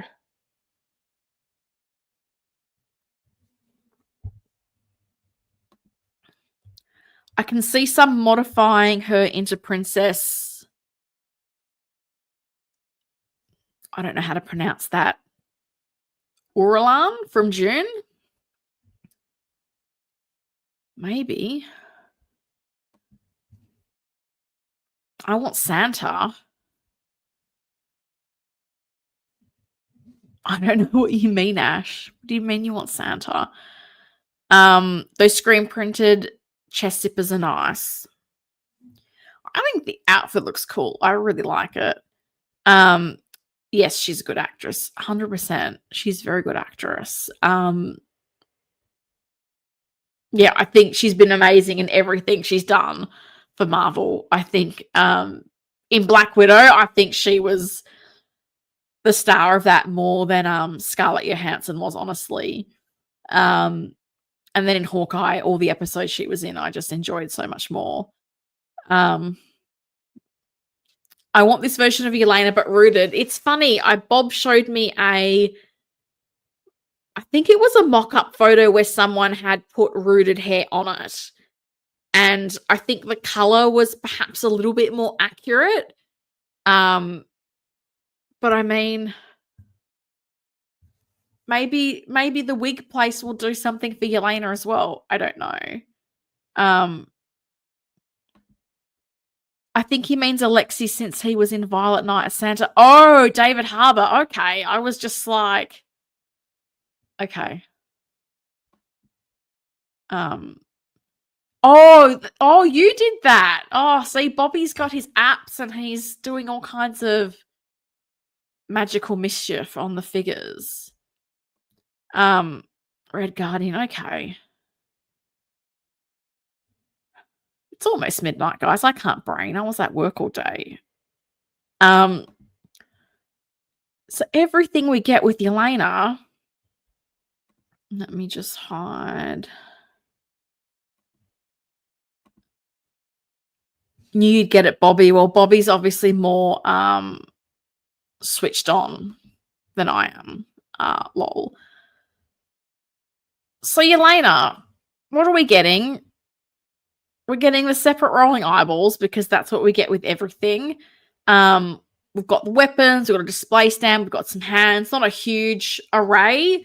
But I don't really know what else you would put with her. I think the price was pretty reasonable. I think it was it 270 or 280 up on Sideshow, which I'm so keen to see what that price is here in Australia, because I think anything that is below 500 feels like a blessing. So based on that Sideshow pricing, potentially we're looking at a sub $500 Australian figure, which would be nice. So I'm hopeful. I'm hopeful that that will be the case for us. But yeah, I think this one's coming home because I love Yelena. And what will I put her with? I don't particularly know. Even if I just get Yelena and Alexei, I'd very happily just display them together. If not, I've even been contemplating. Well, this is actually someone asked me earlier about customs or kit bashes. I was feeling like the Bucky from Thunderbolts is something that could be kit bash. So I guess if we didn't get much else from Thunderbolts and I wanted a companion piece for Yelena, like maybe I'd kit bash myself a Bucky to go with her. That would be an option. And she has a sense of humor and likable attitude. Yeah, I follow her on Instagram and she seems like she is a very, very likable person. So I'm a big fan. They can do a Sentry Void by making the head sculpt eyes light up for night use. So at night in your display, you'll get the void in the dark. Maybe. I mean, I don't know. Because they had that teaser image, and not that that's, guaranteed in stone. No hint of it. So I don't even want to think we're going to get the whole team, let alone Sentry/Void. So happy to be wrong, but they don't have a great history of completing lines with some of these Marvel movies. That suit is very Guardians 3. Well, I mean, speaking of lines they don't finish. Well, I guess it does have a bit of Guardians 3 vibe. It's very cool. It's very cool. We need an Artisan version of Haley Steinfeld. No particular character, just her. Oh, don't be that life-size one-to-one because you're wanting a different kind of doll. That's not a Hot Toys collectible figure. We're due a Walker. Well, I mean, in the comments of the Yelena announcement, there was a lot of people asking about Walker. I don't know. And this is where I feel like with the Thunderbolts, it's almost like with a lot of these characters, it's almost like a 2-for-1. Like if you got Walker, you could put him either with the Thunderbolts display or a Falcon and the Winter Soldier display. With Ghost, it could be an Ant-Man display. Like there's options. There's options with some of these characters. Like Red Guardian could go in a Black Widow solo movie display. So I feel like with so many of these characters, if you didn't want them from the Thunderbolts, you might want them from a different movie or series. So I guess that's one of the factors that I thought maybe might help us get more characters from the team. But it's a guessing game. I can see them doing a Sentry, but I'd be very surprised if a Void figure comes along. Even if they did, I could totally see Hot Toys selling that as a separate figure. Yeah, I don't think they do a lot of 2-packs anymore. Not unless it's like a creature or something. I feel like 2 people figures is not all that common. Like, back in the day they did the Steve Rogers Captain America 2-pack or the Gordon and Blake 2-pack. I think outside of those Armory figures, I'm trying to think what else was a 2-pack. Like we had the Dark Knight and the Dark Knight Rises Armory with the Bruce Waynes and the Batman figures. But I'm struggling to think what else recently might have been a 2-pack. That's the other thing this movie did well. I hate Walker less.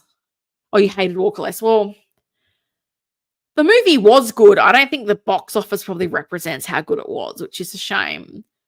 And I don't know if that will impact Hot Toys' decision. I guess we can get Walker and Ghost from Doomsday. Possibly. So Yelena, I'm super excited. You guys know. We'll see who else we get. Asoka, child version with a lightsaber. Star Wars, lol. She has some funky goggles. It's a very small figure. I'm guessing she's like, I don't know, a teenager or something here.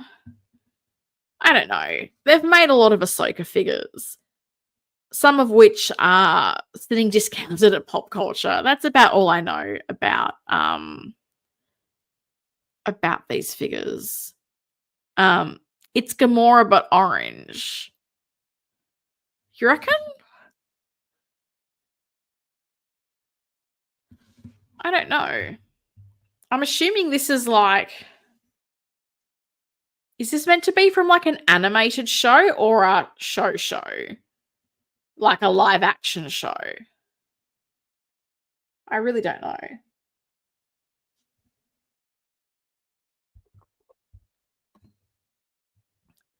Hot Toy says they're all 2-packs as they provide 2 eyes, 2 arms, 2 legs. Never mind, I'll see myself out. Well, thanks for coming by. Shuri, where are you going? Where are you going? Do you like Star Wars? Maybe Shuri's a fan. I don't know. This figure can be a younger, more standard same actress. Oh, really? Okay, that was actually a serious comment. I had no idea. She played young Gamora. News to me. You're all shocked. This Ahsoka looks good. Ahsoka is Anakin's apprentice Helen. The only thing that's kind of weird is that her lightsaber seems oversized. Okay, this is why I was like, the saber looks huge. She looks tiny. That's why I was like, is she a child? Is she a teenager? Is she... I don't know. Oh, it's from the live action show. Okay, fair enough. We're learning. I had... Ian Logan was trying to convince me to watch Ahsoka. And he's like, oh, she's like a Jedi ninja warrior and you like strong female characters, you should watch it. And I was just like, I'm okay, thank you. Okay, everybody's telling me it's from live action. Now I know. We know now, Shuri. You don't have to do your nails. Oh, she was also in Barbie. Okay. I have also not seen the Barbie movie. Fun fact.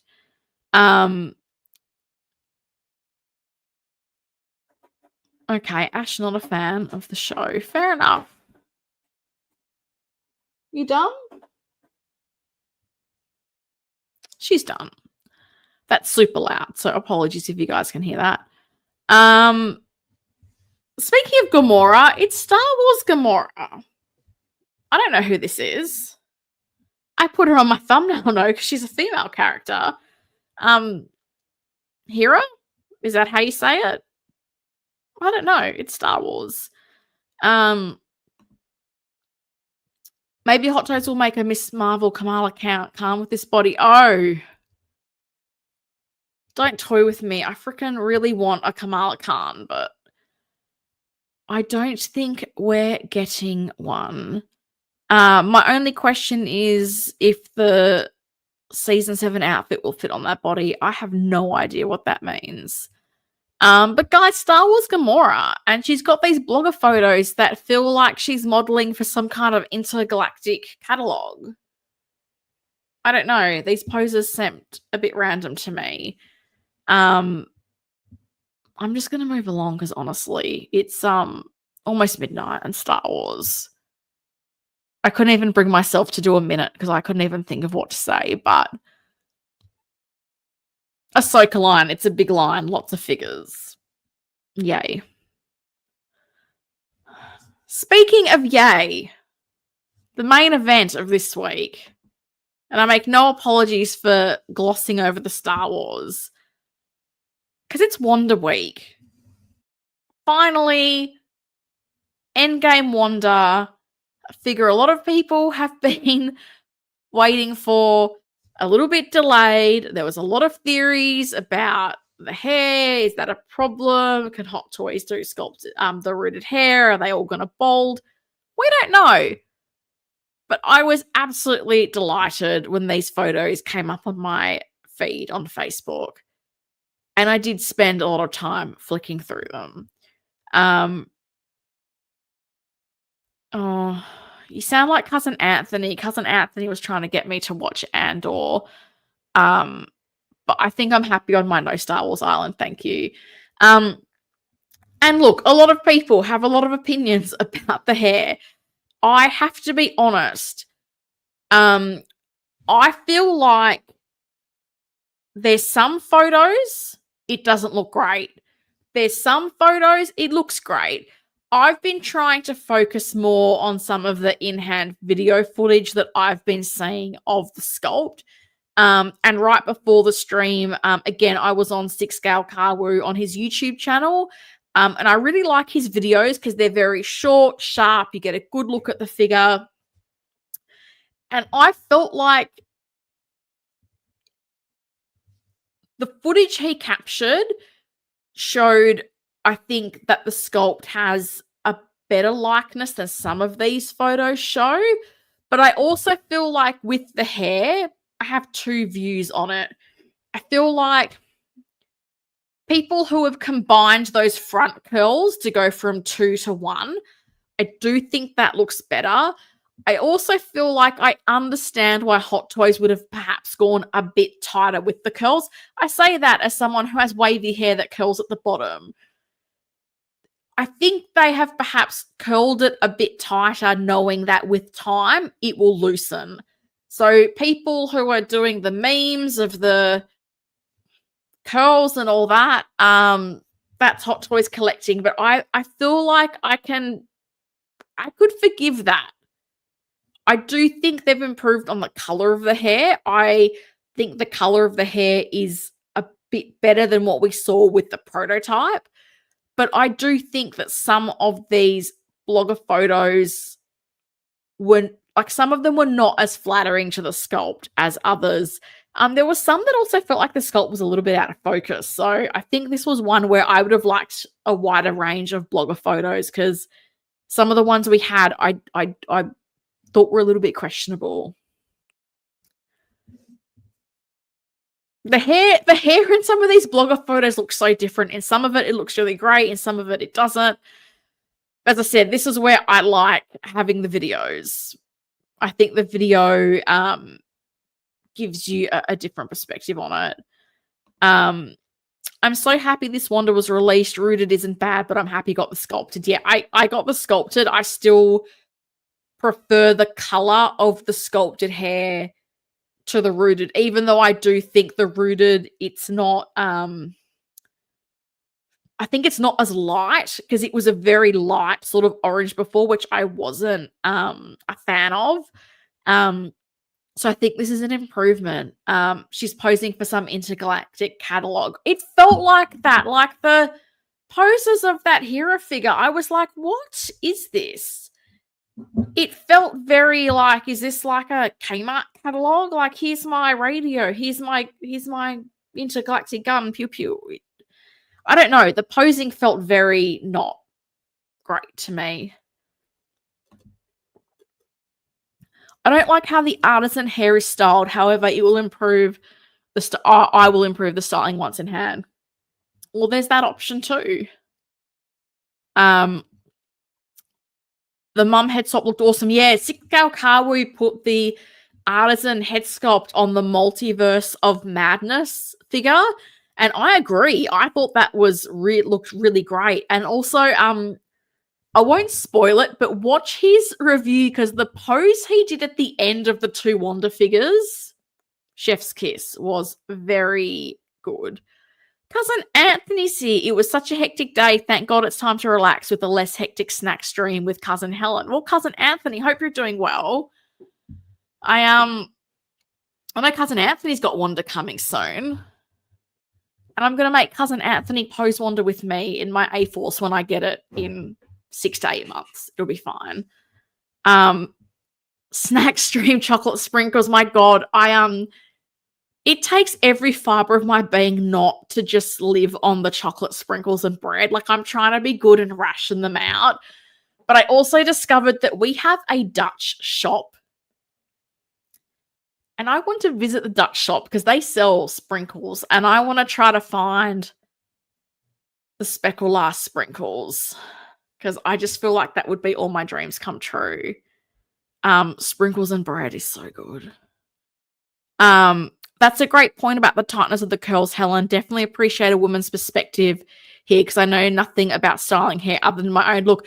I am no hair expert. I can only speak from my own experience. But I know for me, particularly times where I've had like my hair straightened, sometimes it's like, oh, do you want us to like curl the bottom? And I'm like, no. Dead straight, because I know then with time it will start curling. So this is where I feel like perhaps they've gone a bit tighter with the curls.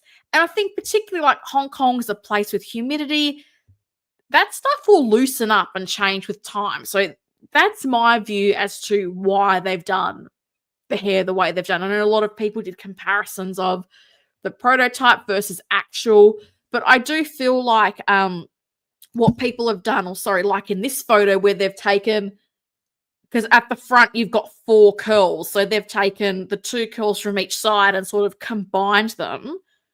I do think that looks better than having the 2 sort of long curled strands on each side. Like, I do feel like that improves the look of it as well. My only complaint about Wanda is that the necklace is too small and now looks like a choker. I will use the older version from Age of Ultron. Yeah, that's a good point. That really surprised me because I do have the old Age of Ultron one and it is quite a bit longer than this one, which is surprising that they would make it different. Like, wouldn't you just remake the same one that you had? I'm not entirely sure, but you're right. It is more like a choker, whereas the Age of Ultron one does sit a lot lower. But seriously, like, I do still think there's a lot to like about this figure. And I put these photos side by side just to show, like, the sculpt does look so different in so many of the individual blogger photos. So it can be really tricky when you're going through these sets of photos. I feel like there were photos I was like, oh my God, it looks amazing. And other photos were like, oh, hang on, I'm not so sure about this. So it makes such a difference because I did feel like the sculpt didn't look sharp in particular images. So I just thought putting these 2 side by side would just show, because you can see the hair color looks quite different. I feel like the sculpt looks quite different. So the videos for me are what I've sort of used a bit more to cast my judgment. I know quite a few Hong Kong collectors are putting out photos in some of the Facebook groups as well. So I think it's nice that we've got all that in-hand content from collectors to sort of supplement what we're getting from the official bloggers. I'm also not sure if the bodice is 100% screen accurate. I need to go back and research. Oh, goodness. This area in depth. Okay, you do you. But I have to say, the figure overall, I really like. My concern, I know everyone's worried about the hair. My concern was people commenting that the fabric of the pants felt very thin. So my concern is like, oh dear, is this gonna not have longevity? Because it feels like the coat perhaps has some pleather panels but is not entirely pleather. So I'm kind of hoping that the changes that they've made will make the coat more durable than what we saw with the Civil War version. But I am a little bit concerned about the pants. So I hope they will hold up, because I want to have her in a flying pose in my A-Force display. And Mike, I'm so glad you brought that up. Can't wait to get that base in my display somehow. I was so not using the base, and I've now seen the base, and I've seen it with the light up and the flickering effect, and I'm like, I want to find a way to get that into my A-Force display. I do like the base. I think it is really cool. So I am hoping I can find space and a way to get that into the A-Force, because I do think this base is really cool. And I love that Hot Toys is giving us more of these diorama bases. Like, it's such a cool visual impact. Like, I mean, we've all seen the flame effects. Like, the flame effects are the same flame effects Wanda figures have had. It's fine. But the base and just the different light up options, it's so cool. And what I need to look into is, because I don't want to have electrical wires coming out of my cabinets. I'm wondering if there's some kind of like power bank I can plug the USB bases into that maybe has Bluetooth, so I can then control them from my phone, like, because I can control my cabinets from my phone.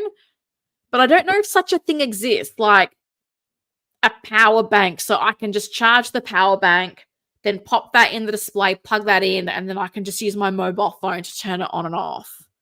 Like, this might be some fantastical thing I imagine in my head that I think should exist and maybe doesn't. Because I don't want to have to mod my cabinets to then run power out of them. So if someone knows if that is a thing, let me know a product name, because things I think should exist typically don't always exist. And I was like, surely someone has a Bluetooth smart power bank that I can use for even like the Batmobile and stuff like that, like have the dummy batteries and then plug it into like a little power bank, so then I don't have to have cords and stuff running through the cabinet. So I didn't plan for that, and now I don't want to have to modify, particularly my garage display. I don't want to have to modify that to run cables, so we'll see. Oh, hang on.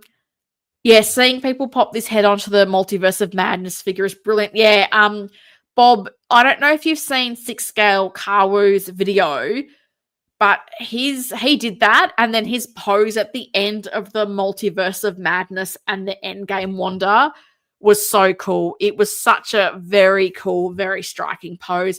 But I do think this is a great upgrade for that Multiverse of Madness head sculpt. I think this Artisan sculpt looks really nice on it too. 14 Wellington's here. Hiya to you. How you doing? I'm going to assume happy Friday now, Saturday for Helen, because lol. I'm probably going to wire this up to a smart plug. Yeah, I know people use smart plugs, but I don't want to have to plug it in. So I realize this is a complication of my own making, but I'm like going, surely there must be something that exists that can do the thing I want it to do. Maybe not. I could be living in some fantastical world where it doesn't exist. I feel like Hot Toys is quietly adding value in terms of upgrading the materials, light up, diorama bases, etc. But people are overlooking these features. I personally like USB dioramas and bases. I think you're right, Uncarded Reviews, because I feel like the two things we are seeing pretty much as a standard this year in particular is USB light up, so no more batteries.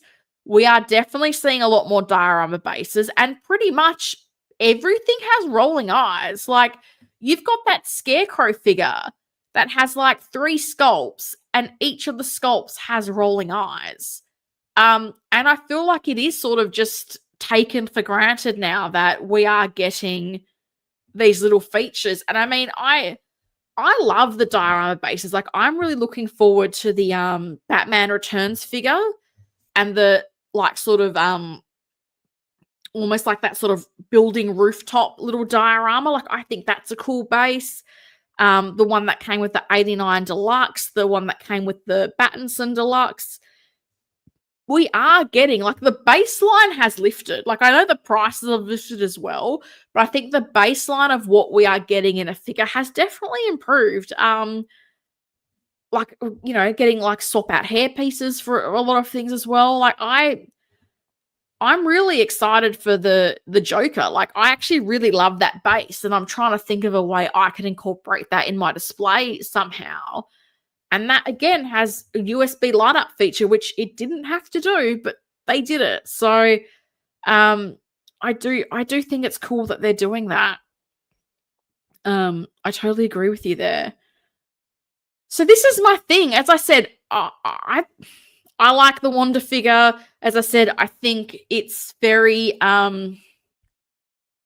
creator dependent how this artisan sculpt looks.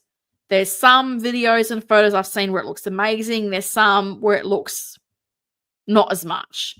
So I think if there's creators that you see as trustworthy, go to, and their content you feel gives you a good representation, then I would say to you to see their footage and make a decision based on that. I just think people get so hyper reactive to some of these blogger pictures. And as I showed you with this, like, you've got the same set of blogger photos, and I think the figure looks very different. Like, the color of the outfit looks different. The color of the hair, everything looks completely different.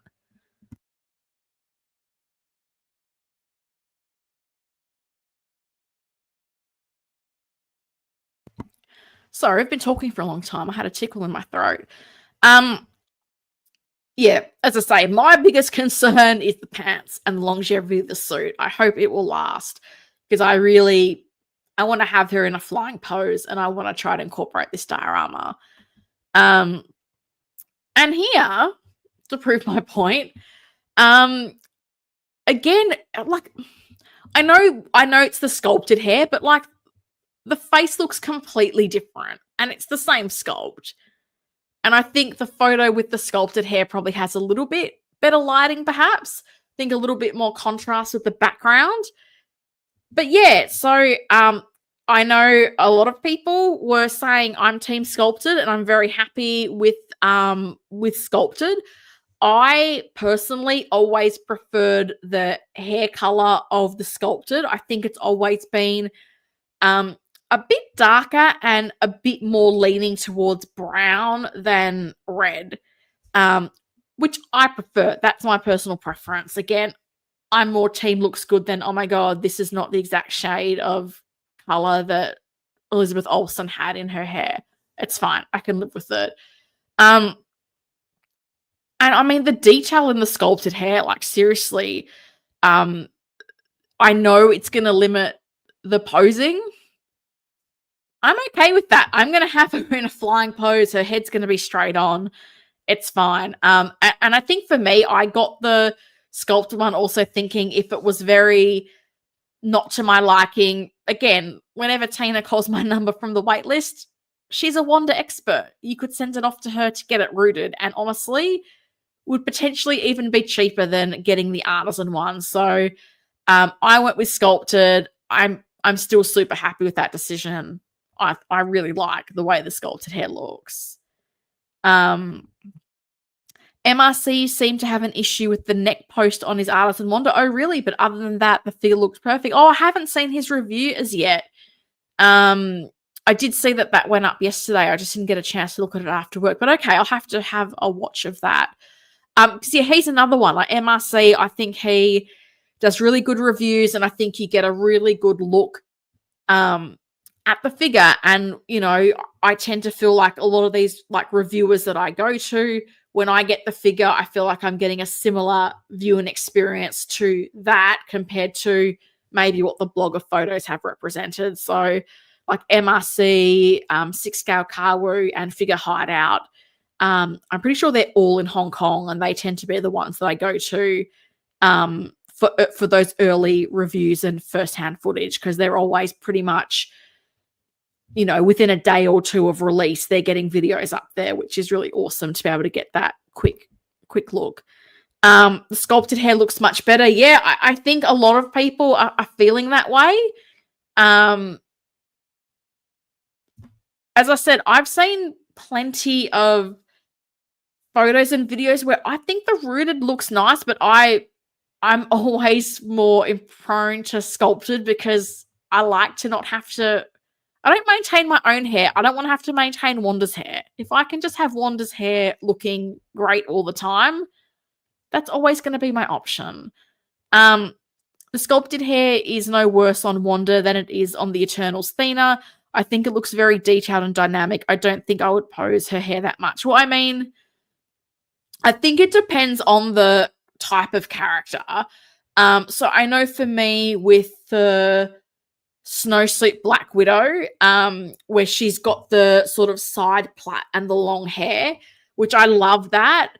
That hair does limit her posability. I think with the Black Widow figure where you are likely to maybe want to pose her shooting a gun, like I know for me when I posed that with Cousin Anthony, like I could only move her head in like the one direction. So I think depending on the character, it will make a difference as to how much of a showstopper that is. For me with Wanda, I feel like a lot of the sort of signature moves or poses I think of her, either flying or sort of with her sort of magical effects, I think you have the head straight on, maybe a little bit of tilt, but I don't think you're needing some like big side angle or something to make that happen. So I think for a character like her, you can kind of get away with it if the posing or if the articulation is a little bit restricted. Sculpted Wanda looks better. Yelena is gorgeous. What is with this anti-rooted sentiment? It pains you. I know it does, Bob, and it pains me to pain you, but I still have hesitations about the rooted hair. I'm not gonna lie. That's why I'm on the fence about the freaking wig sculpts, because I'm like, I just don't know. I don't want to have to sit there with little product and little brushes. I barely do that for myself. Why do I want to be doing that with a figure? Oh, Mad Planet. Hi, Helen and chat. Hello to you. Hope you're doing well. So let's take a look at Sculpted Wanda, and yeah, I'm really excited for this. I think this looks really nice. Yeah, that necklace is a bit too short. That's a shame. But this is where I feel like some of these photos show a nice likeness to the sculpt. Some of them don't. It's the mixed bag. It's the joy. And yeah, that display base. It's very cool. It's very cool. And I hope we can pose the arms like this and not have the jacket get damaged. That's my hope, because I just feel like the Civil War version has not held up well. So I hope the jacket has improvements. But as I said, I am concerned about the pants based on people saying the material feels very thin. No one's really 100% said if they think the pants are pleather or not, but I think there was comparison made to the Sylvie figure, which I don't have. But I know even with like Mantis, like her pants, when I got that figure, I was a bit like, oh, I don't know how much longevity I think they will have. So I try not to go too crazy with the posing. I think the real hair is so cute. That's cool.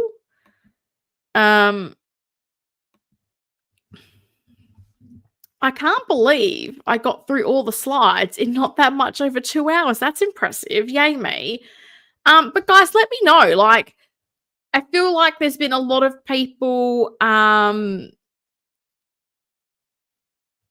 have said they like the sculpted version of Wanda. I'm keen to know, like, people who are getting Wanda, which version are you getting?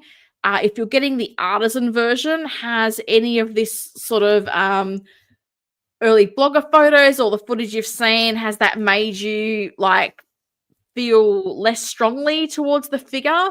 I feel like, you know, if you're really into rooted hair and wanting these Artisan figures, I feel like hair can be styled. Like, if the quality of the hair is good, if it's rooted well, you can make those manipulations. whether you want to or not, that's a whole other situation. But I feel like that's the reality of rooted hair figures. Like, at some point, they will require some care or maintenance, whether that's initially to get them looking how you want or with time. Because as I said, hair that's curled may need some styling or maintenance, and that's going to be a lot more work than something that has like a Winter Soldier that is a relatively straight hair that you can just put a bit of product, kind of manipulate, smooth it down with your fingers, and it's done. Like a figure like this Wanda figure, a figure like a Black Widow figure, that's coming out with an Artisan version, like that's going to need a little bit more care and maintenance to it. And I think that's the difference. Like some people are prepared to do that, some people are not.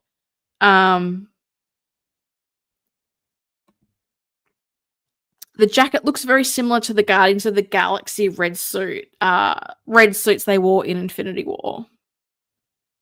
Oh, you think?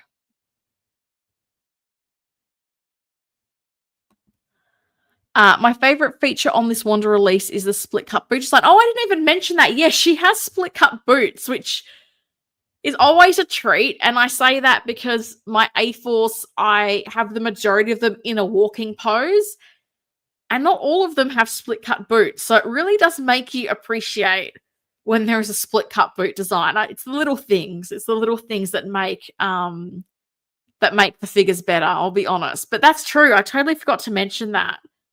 I wish I'd gotten a picture in there of her doing a flying pose, because there were some really nice poses of her kind of, in that flying pose with the beautiful diorama base. Wanda. Amazing. I tried to get the Artisan version, but the Q did you wrong, but I'm happy to have the sculpted. Yeah, I don't know if I've heard some people say they've gone on Sideshow to get Artisan figures and then they've gone, sorry, we can't ship this to you. And I don't know which regions that is. So it's made me a bit hesitant to want to even try going through Sideshow, because a lot of those drops are like literally my 1 a.m. So I'm like, do I want to be up at 1 a.m. And then them go, sorry, we're not sending it to you. So I don't know what the restrictions are there. And I'm not comfortable with pre-ordering Hot Toys for resellers. And I did that with the Bucky figure, which is I've said this before, it's the first time I've ever pre-ordered a Hot Toys figure with a reseller. And I'm doing that knowing there's a degree of risk, as we know, as we've seen with other resellers. So I don't want to get into that habit of having a bunch of pre-orders for Artisan figures with resellers, because first and foremost, the prices are big, and then understandably the deposits they want are pretty big. So it's not like I'm only dropping $50 or $100 to secure this deposit. I'm pretty sure for the Bucky figure, was it $200 or $300 I had to give? Like, that was a significant deposit, and that's something I really had to think about. So but this is also why I like when they give you a sculpted version to go with the Artisan. So you've got that choice, because we're all going to get access to that sculpted figure. And that's where with Wanda, I didn't feel that need to get the Artisan the way I did with Bucky, because there was the sculpted version. And I thought, look, if I feel that strongly later on that I want to get rooted hair, I can send the sculpt off to get rooted. That's fine. Like, that's an option. Whereas with something like Bucky, it's like Artisan was the only option. And I was like, well, I want to get the 2.0 strike suit. I want to have a new Bucky to go with him. So, yeah, it's not, I don't love this scenario of how limited they are and how difficult they are to get, and the way the prices for them rise in the aftermarket is not great either. So, yeah, it's an interesting one to watch, this whole Artisan line. And, how long do we have it for? How long does it stay this super limited? Like, might Hot Toys ever increase how many they make? Might they ever move to a different model where they do what InArt do and it's a timed pre-order window? I think for so many of us, we would love that timed pre-order window. the other model I've kind of spoken to is because like Sideshow gets everything and they never allocate any of the Artisan figures to the companies they supply to. So it's very rare for us to get anything through pop culture. And it's quite funny because I think the few things we've gotten were the Christian Bale, the blue Bale man, as some people call him. There was like a handful of imposter Jokers, which shocked me. I was really surprised pop culture got some imposter Jokers. And then just maybe like a week ago, the black and gold, was it an Arkham Batman figure? That was like a limited exclusive, like pop culture got a handful of them. So it feels like the exclusives that Sideshow can't sell or sell out to their US customers maybe might trickle down internationally. So I would love there to be a time where it's like, okay, we're giving this many units to North America. We're giving this many units to Australia and New Zealand. We're giving this many units to the UK and Europe. And you have an opportunity to buy them through like a local vendor.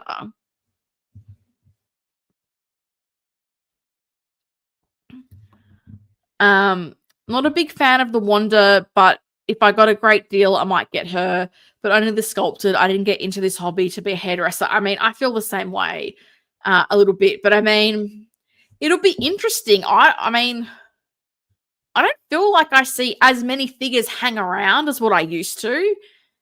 So it will be interesting to see, like, is Wanda a bit like Bane and She-Hulk, that you're not really going to have many units floating around? Have they maybe made more of them knowing how, like, hotly sought after the Civil War figure was? I don't know. I just feel like figures I thought might hang around in stock at pop culture have not. So I've just gotten into the habit of just pre-ordering.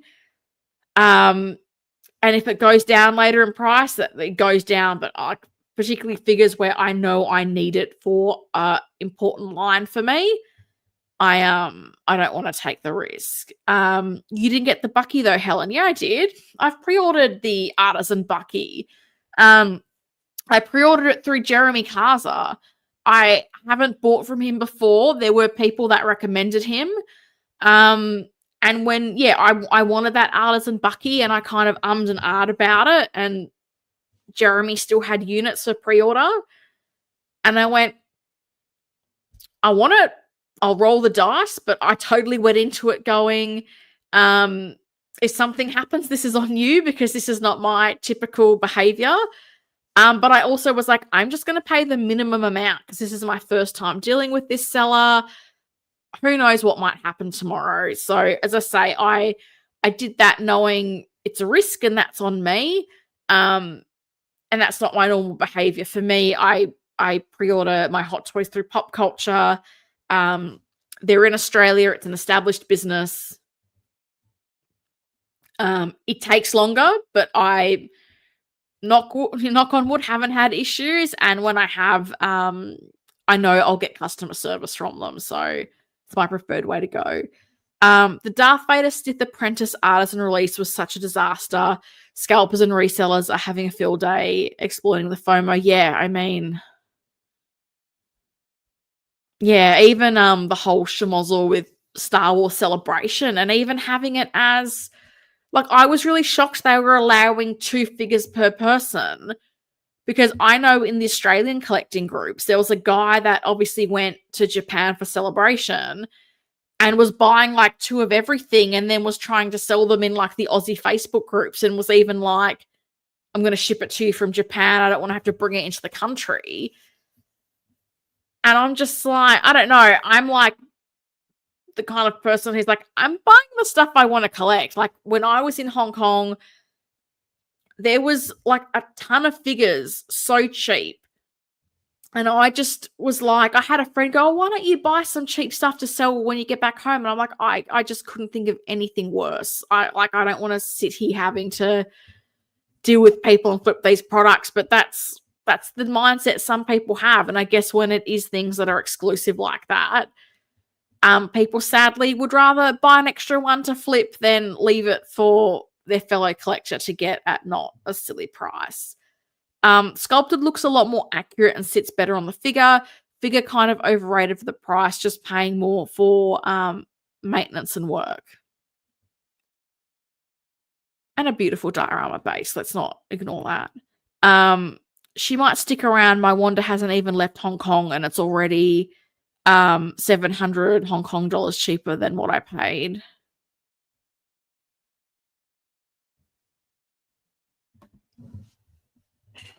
You forgot. That's okay.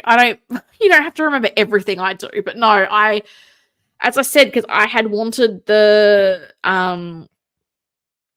new strike suit Captain America, I was like, well, it's Cap and Bucky, right? So yeah, a bit idealistic, but I would really like it if all of the Artisan releases then had a standard release to go with it, because as I'm just trying to find the comment, as Uncarded Reviews was saying, like if you had these sculpted versions of these limited Anakin figures, I think you also kill some of that reseller market, because if people are like, well, I'll just get the sculpted one, people aren't then overpaying crazy amounts because this is the only option that's available to them. So we'll see. All right. We've gone for just about 2.5 hours. It is now Saturday morning. My drink is in shot. That doesn't need to be in shot. So I'm going to call it a night. We had a lot to talk about. And I really appreciate you all coming along and keeping me company with all your comments and whatnot. As Carlos would say, if you haven't done so already, liking the video is always appreciated. If you're new and you've enjoyed, maybe consider subscribing. I'm so terrible at the calls to action, because I'm just like, if you like it, you'll like it. And if you don't, well, that's up to you as well. So, as I say, liking, subscribing, it's all great. If you're watching on the replay, let me know what you think about any of these figures. Like, what are you thinking? We've had some interesting announcements with the Bane, with the Barbosa, the Last of Us announcement. So let me know what you think about those. Or if you just want to say hello, that's cool as well. As I said, I try to respond to all of the comments that I get. So I like interacting with people. So appreciate people that are live in the chat, but also watching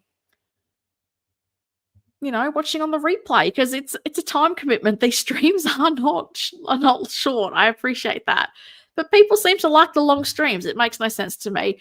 Great show, Helen. Thank you. Appreciate that.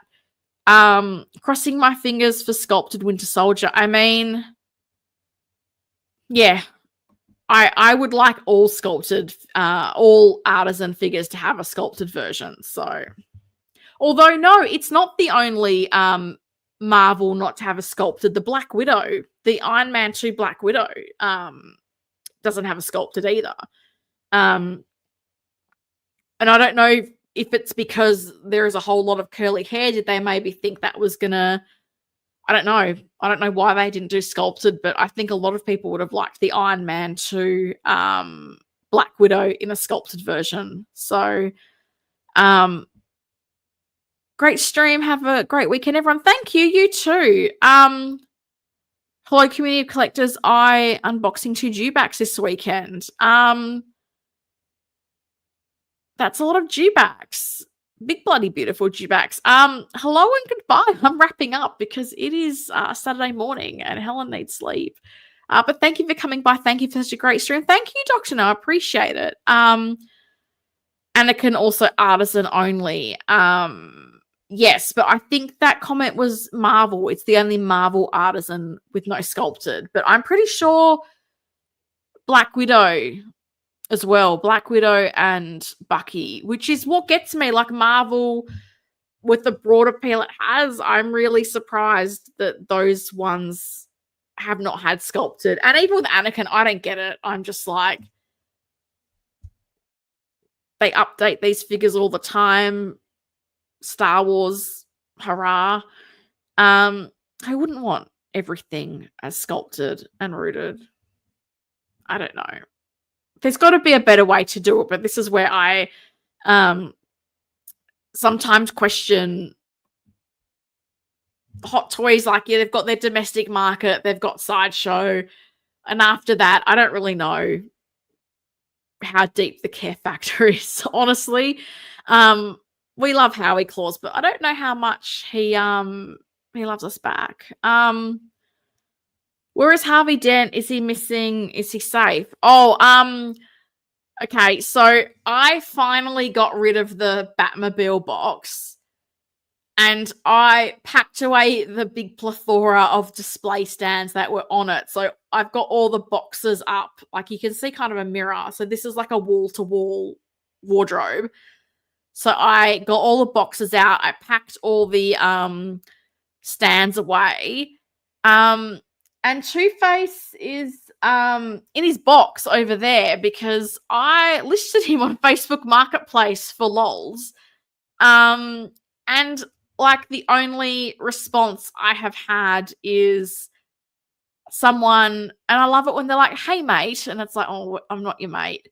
And then offered me a really lowball amount for the figure, which I then ignored because I'm not wasting my time. So I listed him to see if I could sell him. I really don't know that anybody's going to want to buy it, but this is the sort of conundrum I'm in with some of my older Dark Knight figures that I've decided to upgrade to the 2.0s. It's the same with the DX1 Joker, and even now, like, that the 32's on the way, like the 11. Do I hang on to that? Do I not? So no, he's in his box, living his best boxy Harvey Dent life. And we'll see if some collector in Australia wants to buy him off me. If not, he's just doomed to spend eternity in a box.